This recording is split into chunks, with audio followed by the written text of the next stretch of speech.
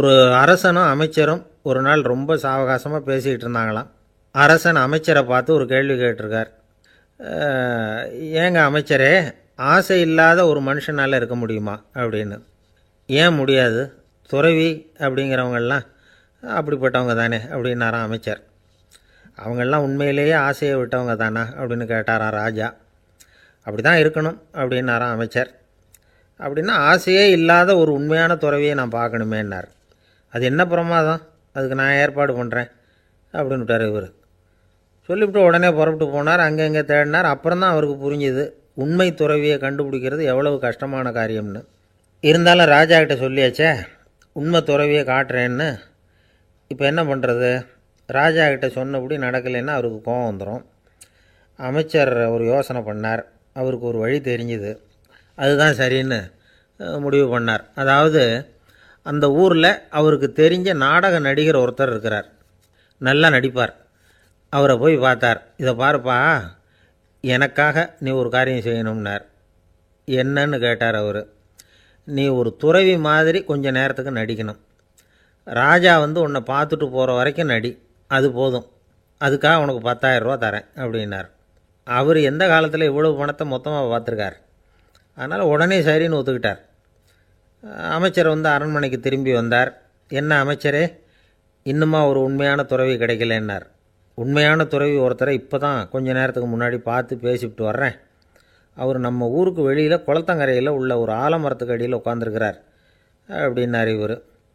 அப்படின்னா உடனே புறப்படுங்க அப்படின்னார் ராஜா. பரிவாரங்களோடு புறப்பட்டார். அங்கே அந்த மரத்தடியில் அந்த ஆள் வேஷம் போட்டுக்கிட்டு துறவி மாதிரி உட்காந்துருக்கிறான். ராஜா நேராக போனார். அந்த துறவி காலில் பொத்துன்னு விழுந்து வணங்கினார். உடனே ராணியும் அவர் காலில் விழுந்தாங்க. அடுத்தபடியாக அமைச்சர் விழுந்தார். அவருக்கு தெரியும் இது நம்ம ஆள் தான்னு. இருந்தாலும் என்ன பண்ணுறது, நேரம். அப்புறம் பரிவாரங்கள்லாம் துறவி காலில் விழுந்து ஆசீர்வாதம் வாங்கிட்டாங்க. ராஜா அப்புறமா தங்கத்தட்டில் பொன்னையும் பொருளையும் வச்சு அந்த துறவிக்கிட்ட ரொம்ப பணிவாக நீட்டுறார்.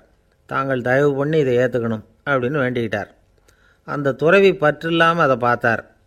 எல்லாத்தையும் திறந்துவிட்ட எனக்கு இதெல்லாம் எதுக்காக அப்படின்னு சொல்லி அதை மறுத்துட்டாராம். ஆஹா, உண்மையான துறவியை பார்த்துட்டோம் அப்படிங்கிற ஆனந்தம் அரசருக்கு. ரொம்ப நிம்மதியாக திருப்தியாக திரும்பி வந்தார் அரண்மனைக்கு. அதுக்கப்புறம் அமைச்சர் யாருக்கும் தெரியாமல் அந்த துறவிகிட்ட ஓடினார். சொன்ன பிரகாரம் பணத்தை நீட்டினார். இந்தாப்பா, நான் உங்ககிட்ட சொன்னபடி 10,000 ரூபா பணம் எடுத்துக்கோ அப்படின்னார். அந்த ஆள் ராஜா கிட்ட சொன்னது மாதிரியே எல்லாத்தையும் திறந்துவிட்ட எனக்கு இதெல்லாம் எதுக்காக வேணாம் அப்படின்னு விட்டாராம். நடித்த வரைக்கும் போதும்ப்பா, இனிமேல் இந்த நாடக வசனம்லாம் வேணாம், வேஷத்தை கலைச்சிரு, பணத்தை வாங்கிக்கோன்னார். இல்லைங்க, இது வேஷம் இல்லை, இது வசனமும் இல்லை, இது உண்மை. கொஞ்ச நேரம் துறவி மாதிரி நடித்ததுக்கே இந்த தேசத்து ராஜா, ராணி, அமைச்சர், பரிவாரங்கள் எல்லாம் என் காலில் விழுந்து வணங்குறாங்க. அப்படின்னா உண்மையான துறவியாக இருக்கிறது எவ்வளவு பெருமையான விஷயம். நான் உண்மையான துறவியாக ஆக போகிறேன், அப்படி முடிவும் பண்ணிட்டேன் அப்படின்னார் அந்த நடிகர். வேஷம் கூட எப்படிப்பட்ட விளைவுகளை உண்டு பண்ணுது பார்த்தீங்களா. நம்மால் ஒருத்தன் ரொம்ப வசதியாக தான் இருந்தான். ஒரு நாள் அவன் சொத்து பூரா திருட்டு போட்டுது. அதுக்கப்புறம் இவன் துறவி மாதிரி ஆகிட்டான். ஊர் ஊராக சுற்றினான். ஒரு குருநாதரை தேடி கண்டுபிடிச்சான். அவர்கிட்ட சீடனாக சேர்ந்துக்கிட்டான். அவனை பார்த்து ஒருத்தர் கேட்டார், நீ உண்மையான சீடன் தானான்னு. இல்லைங்க, சீடன் மாதிரி நடிச்சுக்கிட்டு இருக்கிறேன் அப்படின்னா. அது குரு துரோகம் இல்லையா அப்படின்னு கேட்டார் அவர். இல்லைங்க, நான் பண்ணது குரு துரோகம் இல்லை, என் குரு பண்ணது தான் துரோகம். என்னுடைய பணத்தை கொள்ளையடித்தது இவர் தான். அதை எங்கே வச்சுருக்காருன்னு கண்டுபிடிக்கிறதுக்காக தான் இவர்கிட்ட சீடனாக சேர்ந்துருக்கிறேன் அப்படின்னா. ஒரு ஆள் இருந்தான், நிறைய பணம் சம்பாதிச்சான். ஆனால் செலவு பண்ண மனசு வரல, கருமி. அவன் என்ன பண்ணான், சேர்த்த பணம் பூராவையும் ஒரு மரத்தடியில் புதைச்சி வச்சுருந்தான். வாரத்துக்கு ஒரு தடவை அந்த மரத்தடிக்கு வருவான். புதைச்ச இடத்த ஆவலோடு பார்த்துக்கிட்டு இருப்பான். அதுக்கப்புறம் போயிடுவான். அவ்வளவுதான். ஒரு நாள் ஒரு திருடன் வந்தான். இவன் புதைச்சி வச்சுருந்ததெல்லாம் எடுத்துகிட்டு போட்டான். இது தெரிஞ்சு போச்சு. அந்த கருமி புலம்ப ஆரம்பிச்சிட்டான். இவன் புலம்பலை கேட்டதும் அக்கம் பக்கத்தில் இருந்தவங்கெல்லாம் ஓடி வந்தாங்க. என்ன விஷயம்னு விசாரித்தாங்க. இவன் சொன்னான். ஒரு பெரியவர் கேட்டார், ஏன்ப்பா வாரம் இந்த இடத்த பார்க்குறதாக சொன்னியே, எப்போவாவது இதில் இருக்கிற பணத்தை எடுத்து செலவு பண்ணியிருக்கியா அப்படின்னு கேட்டார்.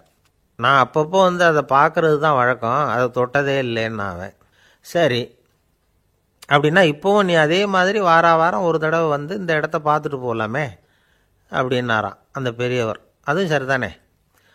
எவ்வளவு காலமானாலும் அவன் அந்த பணத்தை எடுத்து செலவு பண்ண போகிறதில்ல. அப்படி இருக்கிறப்ப உள்ளே பணம் இருந்தாலும் ஒன்று தான், இல்லாமல் போனாலும் ஒன்று தான். இதிலேருந்து என்ன புரியுதுன்னா, ஒருத்தர்கிட்ட இருக்கிற பணத்தை கொண்டு அவர் பணக்காரரா ஏழையா அப்படின்னு முடிவு செய்கிறது சரியில்லை. அந்த செல்வத்தை அனுபவிக்கிற திறன், பயன்படுத்துகிற திறன், அதை வச்சு தான் அவர் ஏழையா பணக்காரரா அப்படிங்கிறத நிர்ணயம் பண்ணணும். அதுதான் சரி. செலவு பண்ண தெரியாதவன் சேகரம் பண்ணிகிட்டே இருக்கிறதுனால என்ன பிரயோஜனம்? தலைமுடியே இல்லாதவன் தாராளமாக சீப்புகளை வாங்கி சேகரம் பண்ணுறது மாதிரி தானே இது. சில சமயம் செலவு பண்ண நாம் தயாராக இருந்தால் கூட அந்த செல்வம் நமக்கு பயன்படுறதில்ல. அரேபியாவில் ஒரு நகை வியாபாரி விலை உயர்ந்த முத்துக்களை எல்லாம் அவர் வச்சு வியாபாரம் பண்ணிகிட்டு இருந்தார். அவர் ஒரு சமயம் ஒரு பாலைவனம் வழியாக போயிட்டு இருக்கிறார் ஒட்டகத்தில். அப்போது திடீர்னு கடுமையான புயல் வீச ஆரம்பிச்சுட்டுது. திசை தவறி இவர் எங்கேயோ வந்துட்டார். கூட வந்தவங்களையும் காணலை, எங்கே போனாங்களோ தெரியல. இவர் ரொம்ப பயந்து போய் அங்கேயும் எங்கேயுமா அலைஞ்சு திரியிறார். வழியே தெரியல. பசி கடுமையாயிட்டுது. ஒட்டகத்து முதுகில் ஒரு மூட்டை இருந்தது. அதை பிரித்து பார்த்தார். உள்ளே ஏதாவது இருக்கான்னு தேடி பார்க்குறார். அது வரைக்கும் கண்ணில் தட்டுப்படாத அபூர்வமான ஒரு பை கண்ணில் பட்டுது. ஆஹா, அதில் ஏதாவது சாப்பிட்றதுக்கு இருக்கும் அப்படின்னு நினச்சி ஆவலாக அதை பிரித்து பார்க்குறார். அந்த பையில் விலை உயர்ந்த முத்துக்கள் நிறைய இருந்துதான். அப்போ தான் அவர் நினச்சாராம், விலை உயர்ந்த முத்துக்கள் கூட சாப்பிட்றதுக்கு உணவாக முடியாது அப்படிங்கிறத புரிஞ்சுக்கிட்டாராம். எந்த நேரத்தில் எது நமக்கு தேவையோ அது நமக்கு தாராளமாக கிடைக்கணும். அப்படி அது கிடைக்கிறதுக்கு நம்மக்கிட்ட இருக்கிற செல்வம் பயன்படணும். அது நமக்கும் பயன்படலாம், நம்ம மூலமாக அடுத்தவங்களுக்கும் பயன்படலாம். அதுதான் செல்வத்தின் பயன். ஒரு மரத்தடியில் ஒருத்தன் உட்காந்து அழுதுகிட்டு இருந்தான். அந்த பக்கமாக வந்த இன்னொருத்தன் ஏப்பா அழுதுகிட்டு இருக்கிறேன்னு கேட்டான்.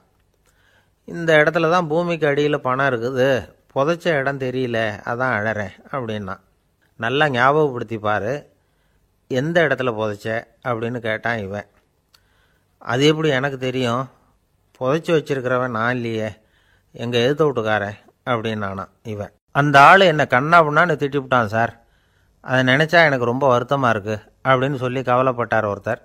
இதில் கவலைப்படுறதுக்கு என்ன இருக்குது அப்படின்னார் ஒரு பெரியவர். அவர் ஒரு மகான். என்ன சார் இப்படி சொல்கிறீங்க, ஒருத்தர் நம்ம பார்த்து திட்டுனா வருத்தமாக இருக்காதா அப்படின்னார். அது எப்படி வருத்தமாக இருக்கும், திட்டுறதுங்கிறது என்ன, அது வெறும் சத்தம் தானே அப்படின்னார் அந்த பெரியவர். நம்ம ஆளுக்கு தலையை பிச்சுக்கலாம் போல் இருந்தது. இருக்காது அப்படின்னா நமக்கு அப்படி தானே தோணுது. அந்த பெரியவர் சொல்கிறது ரொம்ப பெரிய விஷயம். அதை நாம் புரிஞ்சிக்க முயற்சி பண்ணலாம்னா நடைமுறை வாழ்க்கைக்கு அது ஒத்து வர்றது மாதிரி தெரிய மாட்டேங்குது. இருந்தாலும் அந்த பெரியவர் அதுக்கு என்ன தான் விளக்கம் கொடுக்குறாருன்னு பார்ப்போமே. ஒரு ரயில் போயிட்டுருக்கு, அதில் ஒரு சாது போயிட்டுருக்கார். அந்த ரயில் அவர் ஹரித்வாரம் போயிட்டுருக்கார். அவர் ரயிலில் ஏகப்பட்ட கூட்டம். நம்ம ஊர் ரயில் கேட்க வேணும், டிக்கெட் வாங்கிட்டு கொஞ்சம் பேர், வாங்காத கொஞ்சம் பேர். அது என்னத்துக்கு அனாவசியமாக டிக்கெட் அப்படிங்கிற நினப்பில் பாதி பேர். இந்த கூட்டத்துக்கு மத்தியில் அந்த சாதுவும் போயிட்டுருக்கிறார். உட்கார்றதுக்காக இருந்த இடத்துல ஒரு ஆள் படுத்துருக்கிறான். கொஞ்சம் முரட்டு ஆசாமி. அவன் கால் பக்கத்தில் கொஞ்சோண்டு இடம் பாக்கி இருந்தது. அந்த இடத்துல இந்த சாது உட்காந்துருந்தார்.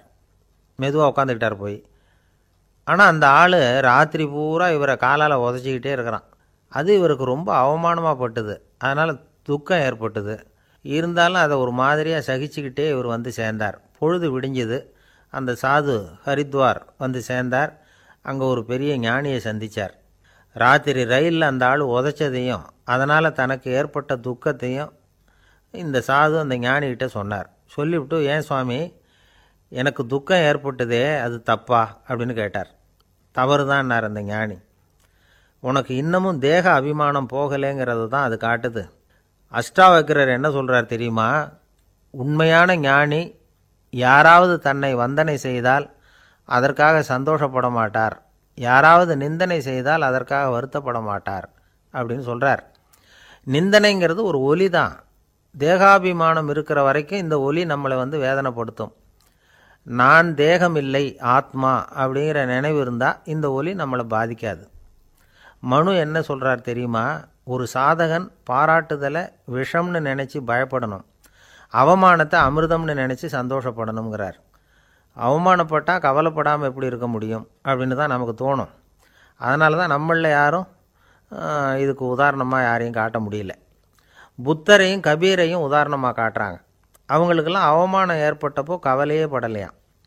புத்தரை அவமானப்படுத்தணுங்கிறதுக்காக கௌசாம்பி ராணி ஒரு இளம் பெண்ணை கொலை பண்ணி சடலத்தை புத்தர் குடிசைக்கு முன்னாடி போட சொன்னார். போட்டாங்க. புத்தர் தான் அந்த பொண்ணை கெடுத்து கொலை பண்ணிவிட்டாருன்னு எல்லாரும் நினச்சாங்க. ஆனால் புத்தர் இதை பற்றி கவலையே படலை. அப்புறமா உண்மை தெரிஞ்சதும் புத்தர் புகழ் இன்னும் அதிகமாயிட்டுது. ஒரு பெரிய சபையில் ஒரு மோசமான பொண்ணு நுழைஞ்சி தனக்கும் கபீருக்கும் சம்பந்தம் உண்டுன்னு சொன்னான். கபீர் கவலைப்படலை. அவங்க மாதிரியெல்லாம் நாமளும் இருக்க கற்றுக்கணும். நிந்தனை, அபகீர்த்தி, அவமானம் எல்லாம் ஆண்டவன் கொடுக்குற பிரசாதம்னு நினைக்கணும் அப்படின்னு சொல்கிறார் அந்த ஞானி. இதை கேட்ட இந்த காலத்து ஆசாமி ஒருத்தர், நான் கூட அப்படி தான் சார், யாராவது அவமானப்படுத்தினா கவலைப்பட மாட்டேன். நேற்று கூட ஒருத்தர் என்ன பலார்னு அரைஞ்சுட்டார், நான் கொஞ்சம் கூட கவலைப்படலை, பேசாமல் வந்துட்டேன்னார். ஏன் அப்படி வந்துட்டீங்க அப்படின்னு. அவர் அரைஞ்சதுலேயும் ஒரு அர்த்தம் இருந்தது, அதனால தான் அப்படி வந்துட்டேன்னார். ஏன் அரைஞ்சாருன்னு கேட்டேன். 10 வருஷத்துக்கு முன்னாடி 15 ரூபா அவர்கிட்ட கடன் வாங்கினேன், அதை கேட்டு கேட்டு பார்த்துட்டு கடைசியாக தான் அரைஞ்சார் அப்படின்னார். ஆண்டவனுடைய பிரசாதம் இவருக்கு அடிக்கடி கிடைக்கும் போல இருக்கு. ஒரு பல்கலைக்கழகம், அங்கே ஒரு இலக்கிய பேராசிரியர், அவர் பாடம் நடத்திக்கிட்டு இருந்தார். ராபர்ட் ப்ரௌனிங் எழுதிய கவிதைகளை பற்றி சொல்லிகிட்டு இருக்கிறார். மாணவர்களும் ரொம்ப அக்கறையாக அதை கேட்டுக்கிட்டு இருக்கிறாங்க. ஒரு குறிப்பிட்ட கவிதையை பற்றி சொல்லும் பொழுது அந்த பேராசிரியருக்கே ஒரு சந்தேகம். அதாவது அந்த கவிதையின் சரியான அர்த்தம் என்னங்கிறதுல சந்தேகம். பேராசிரியர் யோசனை பண்ணார். அந்த கவிதையை முழுசாக புரிஞ்சிக்க முடியல. அதனால் மாணவர்களை பார்த்து சொன்னார், மாணவர்களே, ஒரு நாள் பொறுத்துங்க, இந்த கவிதையை எழுதின கவிஞர் எங்கள் வீட்டுக்கு பக்கத்தில் தான் இருக்கிறார். இன்றைக்கி சாயந்தரம் நான் அவரை நேரிலேயே போய் பார்க்குறேன், பார்த்து இதுக்கு என்னங்க அர்த்தம்னு கேட்டுக்கிட்டு வந்துவிடுறேன், அதுக்கப்புறம் உங்ககிட்ட சொல்கிறேன் அப்படின்னாராம். அன்றைக்கி சாயந்தரமே அந்த பேராசிரியர் கவிஞரை தேடிக்கிட்டு போயிட்டார். கவிஞர் அவங்க வீட்டில் அவர் பாட்டு உட்காந்துருந்தாராம். இவர் போய் அவர் முன்னாடி உட்காந்தார். அப்புறம் கேட்டார், ஐயா, அந்த கவிதையின் முழு பொருள் என்னன்னு தெரிஞ்சுட்டு போகிறதுக்காக வந்திருக்கிறேன் அப்படின்னாராம். எந்த கவிதை அப்படின்னாராம் அவர். இவர் அந்த கவிதையை சொல்லியிருக்கார். கவிஞர் கொஞ்சம் யோசனை பண்ணிவிட்டு அப்புறம் சொன்னாராம், பேராசிரியரே, நீங்கள் கொஞ்சம் தாமதமாக வந்துட்டீங்கன்னாராம். இவருக்கு ஒன்றும் புரியல. நீங்கள் என்ன சொல்கிறீங்க, நான் தாமதமாக வந்துட்டேன்னா? நீங்கள் தான் உயிரோடு இருக்கிறீங்களே, அப்படி இருக்கும்பொழுது நான் தாமதமாக வந்துவிட்டேன்னா அது எப்படி அப்படின்னு இவர் குழம்பியிருக்கிறார். இப்போ கவிஞர் சொன்னாராம், ஐயா, நான் உயிரோடு இருக்கிறேன்னா இல்லையாங்கிறது முக்கியம் இல்லை. நான் அந்த கவிதை வரிகளை எழுதினப்போ 2 பேருக்கு அதோட அர்த்தம் தெரிஞ்சிருந்தது. இப்போ ஒரே ஒருத்தருக்கு தான் அதோட அர்த்தம் தெரியும் அப்படின்னாராம். பேராசிரியர் யோசனை பண்ணியிருக்கார். அப்படின்னா அந்த ஒருத்தர் கவிஞர் ராபர்ட் ப்ரௌனிங்கை தவிர வேறு யாராக இருக்க முடியும்? இவர் தான் அப்படிங்கிறத அவர் மனசில் நினச்சிக்கிட்டார். அதனால் சொன்னார், ஐயா, நான் தாமதமாக வரல, அந்த கவிதையின் பொருள் என்ன அது சொல்லுங்கன்னார். பேராசிரியரே, நான் சொல்கிறது உங்களுக்கு புரியலன்னு நினைக்கிறேன். நான் இந்த வரிகள் எழுதினப்போ 2 பேருக்கு அதோட அர்த்தம் தெரிஞ்சிருந்தது. அந்த 2 பேர் யாருன்னா, ஒருத்தர் ராபர்ட் ப்ரௌனிங், அதாவது நான், இன்னொருத்தர் கடவுள். இப்போ அது கடவுளுக்கு மட்டும்தான் தெரியும். நானே இதை பற்றி பல தடவை யோசனை பண்ணி பார்த்தேன். இது ரொம்ப அழகானது, ஆனாலும் ரொம்ப வழுக்கலானது. அதை பிடிச்சிட்டோம்னு நினச்சிக்கிட்டு இருக்கும் பொழுதே காற்று மாதிரி அது உங்ககிட்ட இருந்து ஓடி போயிடுது. எனக்கு ரொம்பவும் வருத்தமாக தான் இருக்குது. நிச்சயமாக நான் தான் இந்த வரிகளை எழுதியிருக்கிறேன். அதில் அர்த்தம் இருக்குங்கிறது எனக்கு தெரியும், அதை நான் உணர்றேன். ஆனால் நீங்கள் என்னை மன்னிக்கணும். எனக்கே கூட அதை என்னால் விளக்க முடியல. அப்படி இருக்கும் பொழுது உங்களுக்கு எப்படி அதை நான் விளக்க முடியும் அப்படின்னாராம் அந்த கவிஞர். அனுபவிக்கப்படக்கூடிய எல்லாமே விளக்கப்படக்கூடிய ஒன்றல்ல, விளக்கப்படும் எல்லாமே அனுபவிக்கப்படக்கூடிய ஒன்றல்ல அப்படிங்கிறது ஞானிகளுடைய கருத்து. அதுக்காக தான் அந்த சம்பவம். வாழ்க்கையில் நீங்கள் தொடர்ந்து ஆய்வு செய்து கொண்டே இருக்கக்கூடிய விளக்கங்களை ஒருபோதும் அடைய முடியாத பரிமாணங்கள் இருக்கிறதுனால தான் அது அலுப்பு தட்டாமல் இருக்குது. உங்களால் நிறைய அனுபவிக்க முடியும், இருந்தாலும் நீங்கள் அனுபவித்து அறிந்த விஷயங்கள் கூட வார்த்தைகளால் விளக்கப்பட முடிவதில்லை அப்படிங்கிறது பெரியோர் சிந்தனை. இதெல்லாம் ஒரு பக்கம் இருக்கட்டும். நமக்கு தெரிஞ்ச பேராசிரியர் ஒருத்தர் 1 மணி நேரம் ரொம்ப விவரமாக வகுப்பு எடுத்தார். கடைசியாக சொன்னார், மாணவர்களே, ரொம்பவும் எளிமையாக விளக்கமாக எல்லா விவரமும் சொல்லியிருக்கிறேன். அதனால் இதில் உங்களுக்கு சந்தேகம் வர்றதுக்கு வாய்ப்பே இல்லை. இருந்தாலும் கேட்க வேண்டிய கடமை கேட்குறேன். இது வரைக்கும் நடத்தினதில் யாருக்காவது ஏதாவது சந்தேகம் உண்டா அப்படின்னு கேட்டாராம். எனக்கு ஒரே ஒரு சந்தேகம்தான் சார் அப்படின்னு எழுந்திரிச்சு நிற்கிறான் ஒருத்தன். என்னன்னு கேட்டாராம். இது வரைக்கும் நீங்கள் என்ன பாடம் சார் நடத்துனீங்க அப்படின்னானான் அவன். அம்மாக்காரங்களுக்கு அடிக்கடி ஏற்படுற கவலை ஒன்று உண்டு. அதாவது குழந்தை சரியாக சாப்பிட மாட்டேங்குதே அப்படிங்கிற கவலை. இவங்கெல்லாம் ஒரு விஷயத்தை நல்லா புரிஞ்சுக்கணும். குழந்தைகள்ங்கிறவங்க பெரியவங்க மாதிரி இல்லை. அவங்க கடிகாரத்தில் மணியை பார்த்துட்டு சாப்பிட்றதுக்கு உட்கார்ற ரகம் கிடையாது. பசிச்சா சாப்பிடுவாங்க, இல்லைன்னா விளையாடுவாங்க அல்லது தூங்குவாங்க. அது புரியாமல் அவங்கள கட்டாயப்படுத்தி அல்லது மிரட்டி சாப்பிட வைக்கிறது ரொம்ப தப்பு. ஒரு 8 மாத குழந்தைக்கு 3 மணி நேரத்துக்கு ஒரு தடவை பசிக்கும். அந்த நேரம் பார்த்து சாப்பாடு கொடுத்தா அடம் பண்ணாமல் அது பாட்டுக்கு சாப்பிட்ரும். அதே குழந்தைக்கு 1 வயசு ஆகிறப்போ 4 மணி நேரத்துக்கு ஒரு தடவை பசிக்கும். இந்த வயசில் இயற்கையாகவே பசி குறைஞ்சிருக்கும். அது புரியாமல் என் குழந்தை முன்னாடி மாதிரி இப்போ சரியாக சாப்பிட மாட்டேங்கிறான் அப்படின்னு சில பேர் டாக்டர்கிட்ட போய் சொல்லிக்கிட்டு இருப்பாங்க. இன்னொரு விஷயம், ஒரு குழந்தைக்கு வயசு அதிகமாகிற வேகத்துக்கு உடம்பு எடையும் அதிகமாகிக்கிட்டே போகாது.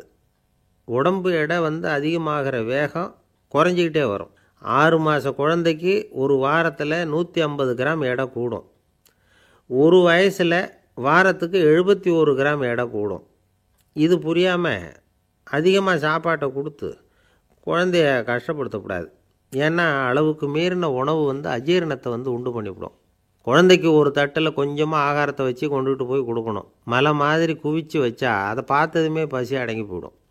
அடித்து மிரட்டி பயமுறுத்தி குழந்தைய சாப்பிட வைக்கிற பழக்கம் இருக்குது பாருங்கள், அதுக்கு ஃபுட் ஃபோர்ஸிங் அப்படின்னு பேர்.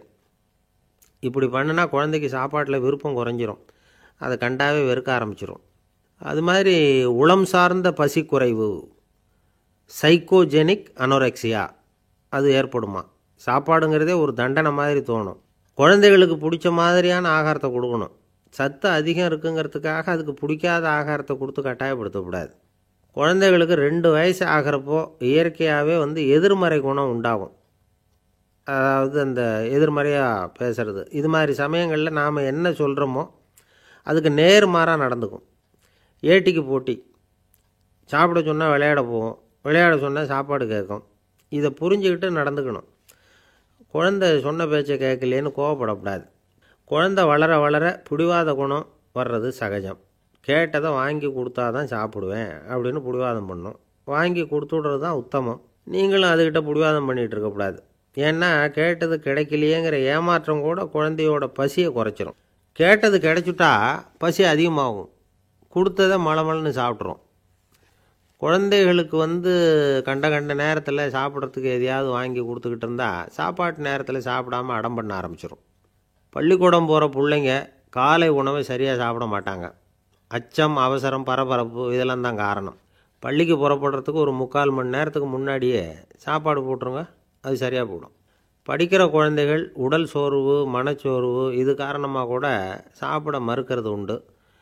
இப்போ உதாரணமாக சாயந்தரம் விளையாடி விட்டு வீட்டுக்கு வந்ததும் சாப்பிட சொன்னால் வேணாம்பாங்க. இது உடல் சோர்வு. ரொம்ப நேரம் வீட்டு பாடங்களை செஞ்சு முடித்த கையோடு சாப்பிட சொன்னாலும் அவங்களால சரியாக சாப்பிட முடியாது. இது உளச்சோர்வு, அதாவது மனச்சோர்வு. இதை தவிர குழந்தைகளுக்கு உடல்நலக்குறைவு ஏற்பட்டால் கூட சாப்பிட மறுக்கிறது உண்டு. சில மருந்து மாத்திரைகள் கூட பசியை குறைச்சிரும். அதனால் சரியாக தெரிஞ்சுக்கிட்டு குழந்தைகளை சாப்பிட வைக்கணும். அது புரியாமல் கையில் சாப்பாட்டு தட்டை வச்சுக்கிட்டு குழந்தைகளை விரட்டிக்கிட்டு அலையக்கூடாது.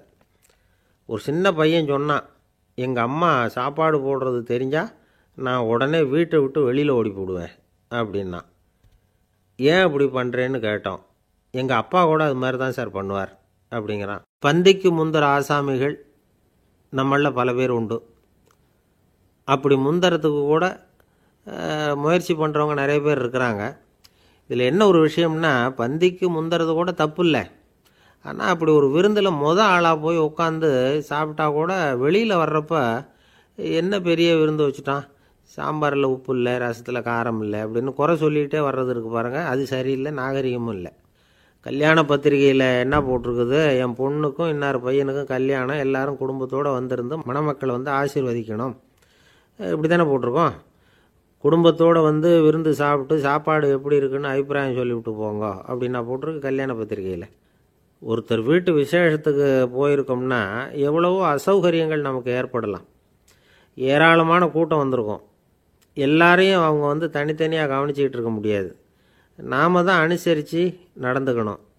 நாமளாக போய் வாழ்த்த வேண்டியவங்களை வாழ்த்தி விட்டு சேரணும். அதை விட்டுட்டு பத்திரிக்கை கொடுத்தானேன்னு போனேன், கவனிப்பே சரியில்லை அப்படின்னு புலம்பிக்கிட்டு இருக்கக்கூடாது. ஒரு விருந்துக்கு போனால் அங்கே எப்படி நடந்துக்கணும் அப்படிங்கிறத பற்றி கூட அனுபவசாலிகள் சில விவரங்கள்லாம் சொல்லியிருக்கிறாங்க. இந்த காலத்தில் கல்யாணம், பிறந்த நாள், அது இதுன்னு நிறைய விருந்துகள் நடக்குது. அதெல்லாம் எதுக்காக?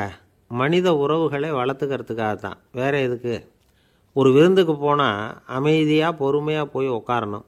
அடித்து பிடிச்சிக்கிட்டு இடத்த பிடிக்க போகிறேன் அப்படின்னு நிற்கக்கூடாது. முதல் பந்தி நடந்துக்கிட்டு இருந்தால் அது முடிஞ்சு இலை எடுத்து சுத்தம் பண்ணதுக்கு அப்புறம் போய் உட்கார்றது தான் நாகரீகம்.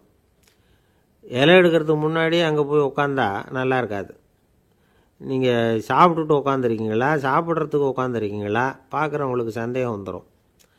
அதே மாதிரி இலையில் எல்லா ஐட்டமும் பரிமாறினதுக்கு அப்புறம் சாப்பிட ஆரம்பிக்கணும். ஒவ்வொரு ஐட்டமாக வைக்க வைக்க நாம் பாட்டுக்கு எடுத்து உள்ளே தள்ளிகிட்டே இருந்தோம்னா எதை வச்சோம் எதை வைக்கலன்னு பரிமாறினவரே குழம்பி போயிடுவார். ஏன்னா எப்போ பார்த்தாலும் இலை காலியாகவே இருக்கும். சாப்பிட்றப்போ உங்கள் சாப்பாட்டையே நீங்கள் கவனிக்கணும். அடுத்தவங்க இலையில் என்ன இருக்குது, பக்கத்தில் இருக்கிறவர் எதை அதிகமாக சாப்பிட்றார், இதெல்லாம் நமக்கு என்னத்துக்கு? எல்லாரும் சாப்பிட்டு முடிக்கிற வரைக்கும் பொறுமையாக இருக்கிறது தான் நல்லது. நீங்கள் மட்டும் திடீர்னு பாதியில் எழுந்திரிச்சு பக்கத்தில் இருக்கிறவங்களுக்கு சங்கடமாக இருக்குமேங்கிறதெல்லாம் யோசிக்காமல் நீங்கள் பாட்டு எழுந்திரிச்சு போகக்கூடாது. பக்கத்தில் உள்ளவங்க உங்களை எழுந்திரிக்க சொன்னால் எழுந்திரிச்சு போகலாம். விருந்துகளில் சாப்பாட்டை வீணாக்கிறதே ஒரு நாகரிகமாக போட்டுது இந்த காலத்தில். சாப்பாட்டுக்கே கஷ்டப்பட்டுக்கிட்டு பல பேர் இந்த உலகத்தில் இருக்கிறப்போ சாப்பாட்டை வீணாக்கிறது எவ்வளோ பெரிய மோசங்கிறத நினச்சி பார்க்கணும்.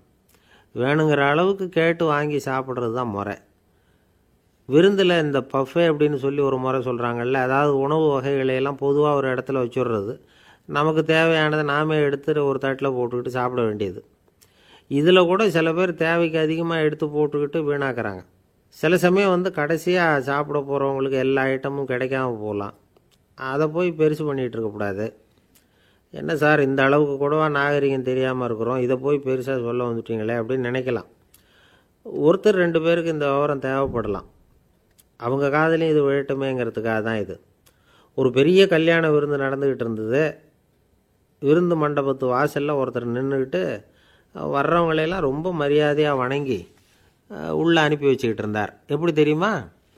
வர்றவங்க கையெல்லாம் பிடிச்சி முத்தம் கொடுத்து அதுக்கப்புறம் உள்ளே அனுப்பி வச்சுக்கிட்டு இருந்தாராம். கூட்டம்லாம் முடிஞ்சதுக்கப்புறம் அவர்கிட்ட போய் கேட்டிருக்கிறாங்க, சார் நானும் எவ்வளவோ விருந்துகளுக்கு போயிருக்கிறேன், இருந்தாலும் இவ்வளவு மரியாதையாக வர்றவங்க கைக்கெல்லாம் முத்தம் கொடுத்து வரவேற்கிறத இங்கே தான் பார்க்குறேன் அப்படின்னு சொன்னாங்க. அதுக்கு அவர் சொன்னார், அட போங்க சார், நான் முத்தம் கொடுக்கல, முந்தின பந்திக்கு சாப்பிட்டவங்களே அடுத்த பந்திக்கும் வர்றாங்களான்னு மோந்து பார்த்து அனுப்பி வச்சுக்கிட்டு இருந்தேன் அப்படின்னார். ஒருத்தர் மனசில் நிம்மதி இல்லாமல் உட்காந்துருந்தார். என்ன சார் விஷயம் அப்படின்னு விசாரித்தேன்.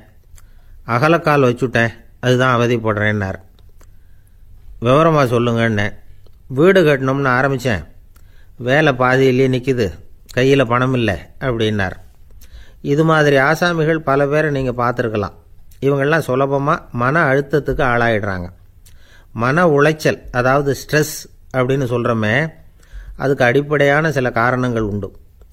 அதாவது மிகையாக திட்டமிடுதல் அப்படிங்கிறதும் ஒரு முக்கியமான காரணம். நடைமுறை சாத்தியம் என்னங்கிறத மனசில் வச்சுக்கிட்டு எந்த திட்டத்தையும் தீட்டணும், அப்போ தான் அது சரியாக வரும். 2வது காரணம் என்ன தெரியுமா?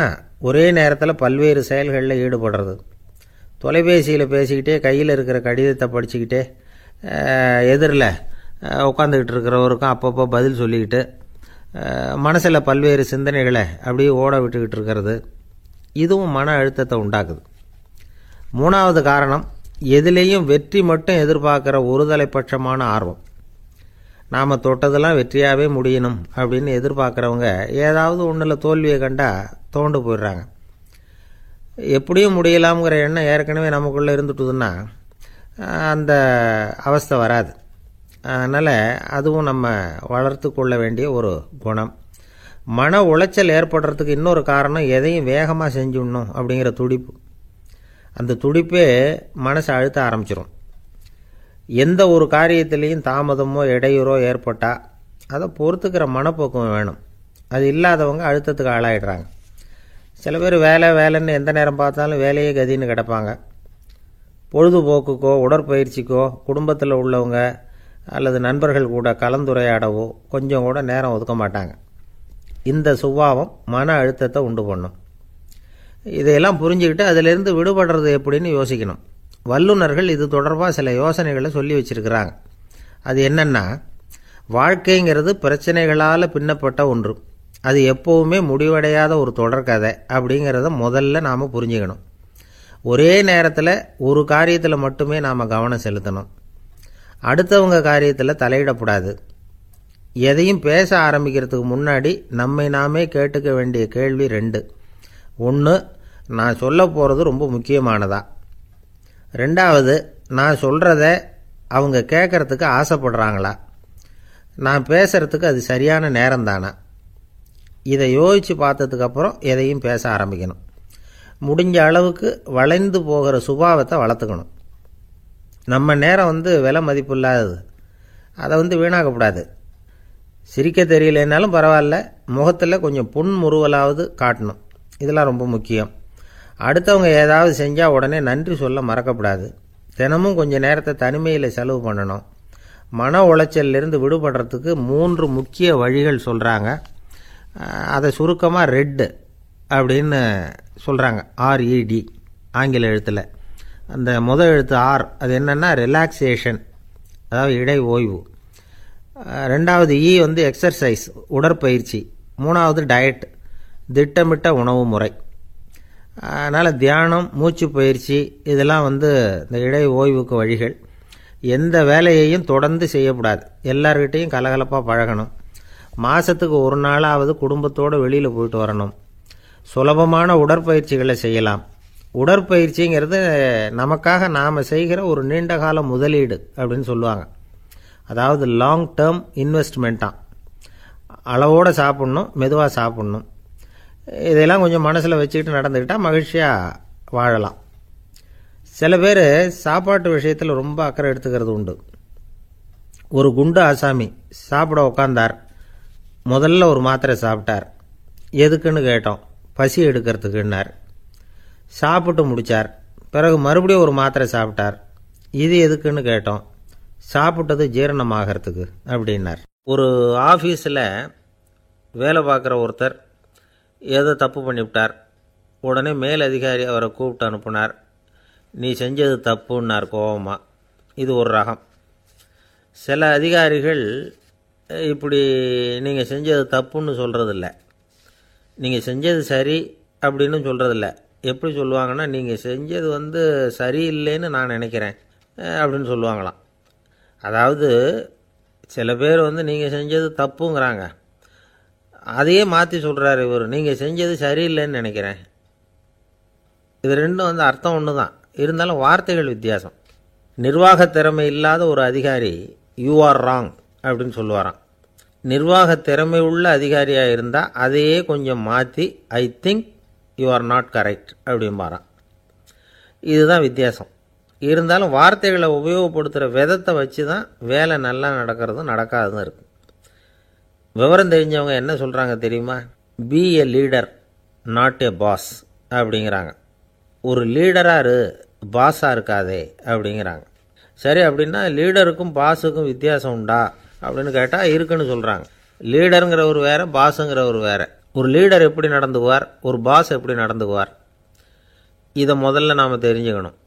அவங்க எப்படி நடந்துக்குவாங்க அப்படிங்கிறதுக்கு சில விவரங்கள் இருக்குது. அதை கேட்டோம்னா நாம் புரிஞ்சுக்கலாம் அதை. அதாவது பாஸுங்கிறவர் விரட்டிக்கிட்டே இருப்பார், லீடருங்கிறவர் ஊக்கப்படுத்திக்கிட்டே இருப்பார். நாளைக்கு சாயந்தரத்துக்குள்ளே அந்த வேலையை செஞ்சு முடிக்கலைன்னா தொலைச்சி விடுவோம் தொலைச்சி அப்படிம்பார் அவர். இவர் எப்படி சொல்லுவார்னா, இது வரைக்கும் நீங்கள் செஞ்சுருக்கிற வேலை ரொம்ப அற்புதம் அப்படிம்பார். பாஸுங்கிறவர் அதிகாரத்தை நம்பி செயல்படுறவர், லீடருங்கிறவர் நல்லெண்ணத்தை நம்பி செயல்படுறவர். நம்மக்கிட்ட அதிகாரம் இருக்குது, பவர் இருக்குது, அதனால் காரியத்தை சாதிச்சுடலாம் அப்படின்னு நினைக்கிறவர் அவர். மற்றவங்கக்கிட்ட ஒரு நல்ல அபிப்பிராயத்தை சம்பாதிச்சுக்கிட்டு அது மூலமாக காரியங்களை சாதிக்கிறவர் இவர். பாஸுங்கிறவர் பயத்தை உண்டு பண்ணுவார், லீடருங்கிறவர் அன்பை பரவ செய்வார். அதை செய்யலைன்னா ஆடிட்டில் தகராறாயிடும், இது செய்யலைன்னா இன்க்ரிமெண்ட்டு கட் ஆகிடும், இப்படி ஏதாவது சொல்லி பயமுறுத்திக்கிட்டே இருப்பார் அவர். இவர் அப்படி இல்லை. உடம்பு இப்படி இருக்குது, வீட்டில் எல்லோரும் சௌக்கியமாக இருக்கிறாங்களா, ஆஃபீஸில் எல்லாம் வசதியாக இருக்குதா, நான் ஏதாவது உதவி செய்யணுமா அப்படின்னு அன்புக்கு முக்கியத்துவம் கொடுப்பார். பாஸுங்கிறவர் எதுக்கெடுத்தாலும் நான் சொல்லிகிட்டு இருப்பார், லீடருங்கிறவர் நாமன்னு சொல்லிகிட்டு இருப்பார்.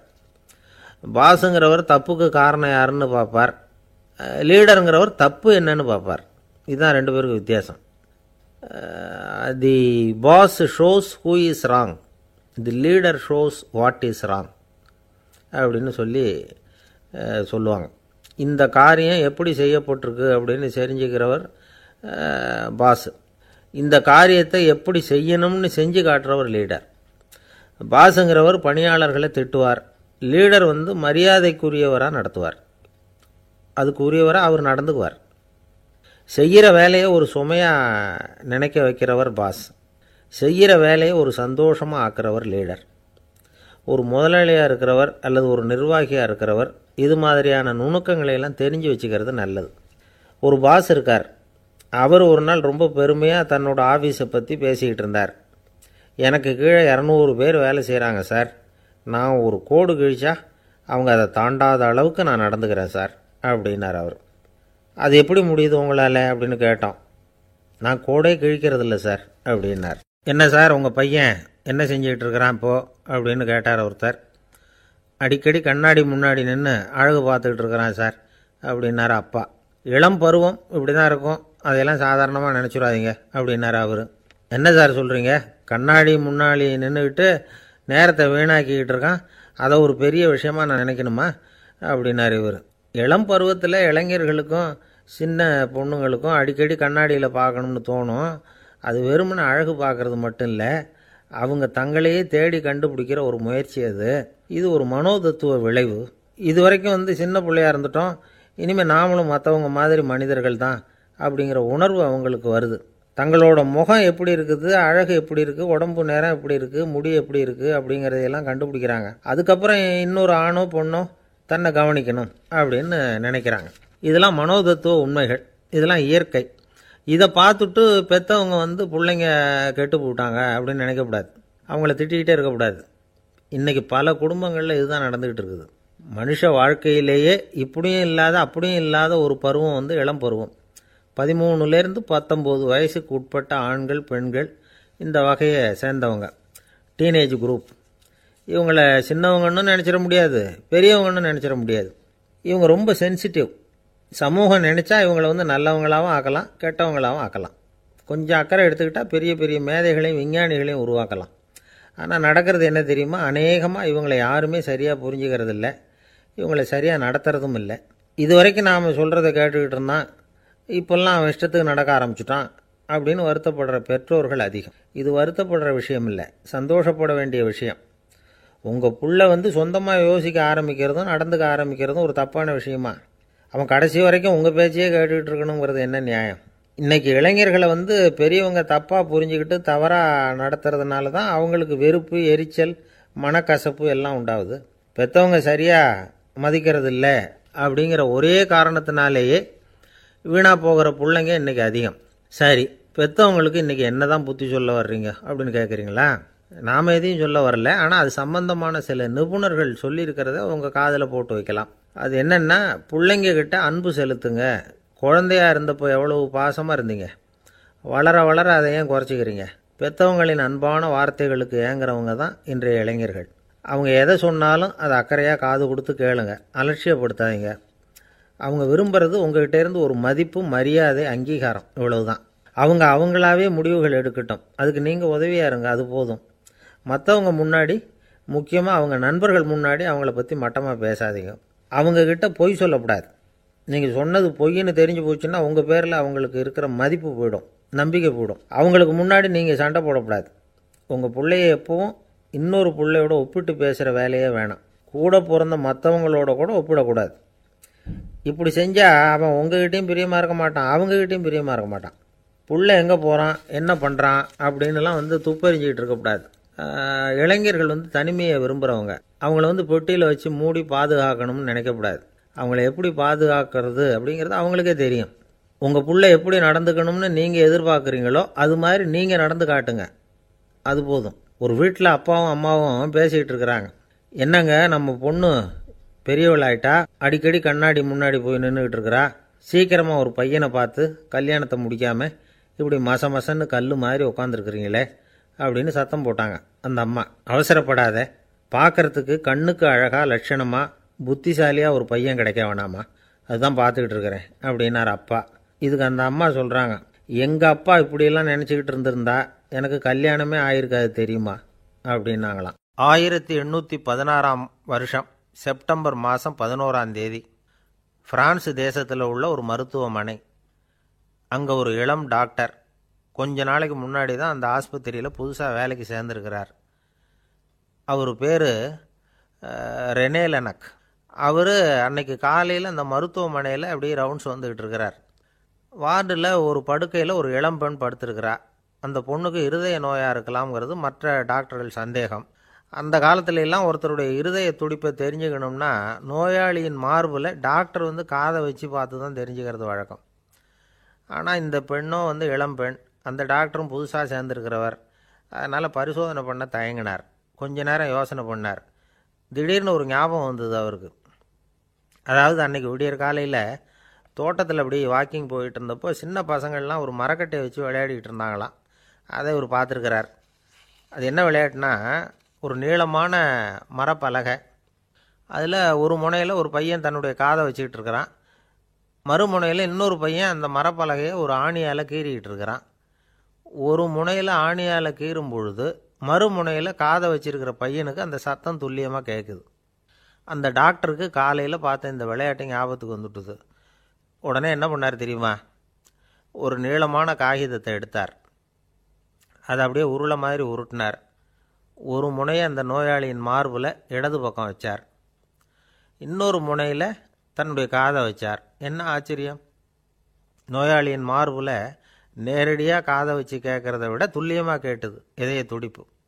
இதய துடிப்பு மட்டும் இல்லை, மூச்சு இழுத்து விடுறது, திரவ பொருள்களின் அசைவு, எல்லா சத்தமும் தெளிவாக கேட்குது. கிரேக்க மொழியில் ஸ்டெத்தாஸ் அப்படின்னா மார்பு, ஸ்கோப்பின் அப்படின்னா பார்ப்பதுன்னு அர்த்தம். அதனால் டாக்டர் ரெனே லெனக் தான் கண்டுபிடிச்ச கருவிக்கு ஸ்டெத்தஸ்கோப் அப்படின்னு பேர் வச்சார். அவரே முதல் மாடலையும் செஞ்சார்.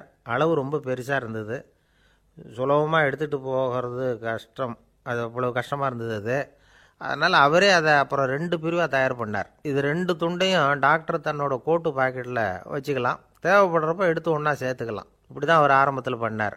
தன்னுடைய இந்த கண்டுபிடிப்பை பற்றி அவர் ஒரு புத்தகம் எழுதினார். நிறைய விற்றுது, புகழும் பணமும் சேர்ந்தது. பணமும் புகழும் சேர்ந்தது மாதிரியே அவருக்கு ஒரு நோயும் சேர்ந்தது. அது என்ன நோயின்னு கண்டுபிடிக்கிறதுக்கும் அவர் கண்டுபிடிச்ச கருவி தான் உபயோகப்பட்டு தான். அவரே அதை கண்டுபிடிச்சார். அவருக்கு வந்திருந்தது காச நோய். 1826ஆம் வருஷம் ஆகஸ்ட் மாதம் 13ஆம் தேதி உலகத்தின் முதல் ஸ்டெதஸ்கோப்பை கண்டுபிடிச்ச டாக்டர் ரெனே லெனக் காலமானார்.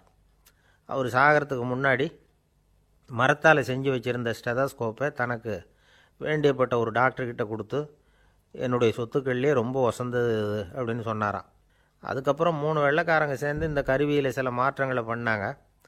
ஆனால் 1829 லண்டனில் டாக்டர் நிக்கோலஸுங்கிறவர் ஒரு காதால் இதய துடிப்பை கேட்குறத விட டாக்டர் 2 காதாலையும் கேட்குறது தான் சரியாக இருக்கும் அப்படின்னு ஒரு கருத்தை வெளியிட்டார்.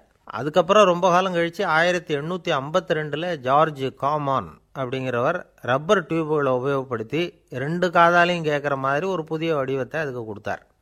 அதுக்கு பிறகு அது படிப்படியாக எவ்வளவோ மாற்றங்கள் இருந்தாலும் ஆரம்பத்தில் டாக்டர் ரெனே லெனக் உருவாக்கின அடிப்படை மாடலை யாரும் மாற்றி அமைக்கலைங்கிறது தான் முக்கியமான விஷயம். நமக்கு தெரிஞ்ச ஒரு ஆஸ்பத்திரி, அதில் ஒரு நோயாளி, காலை நேரத்தில் நர்ஸு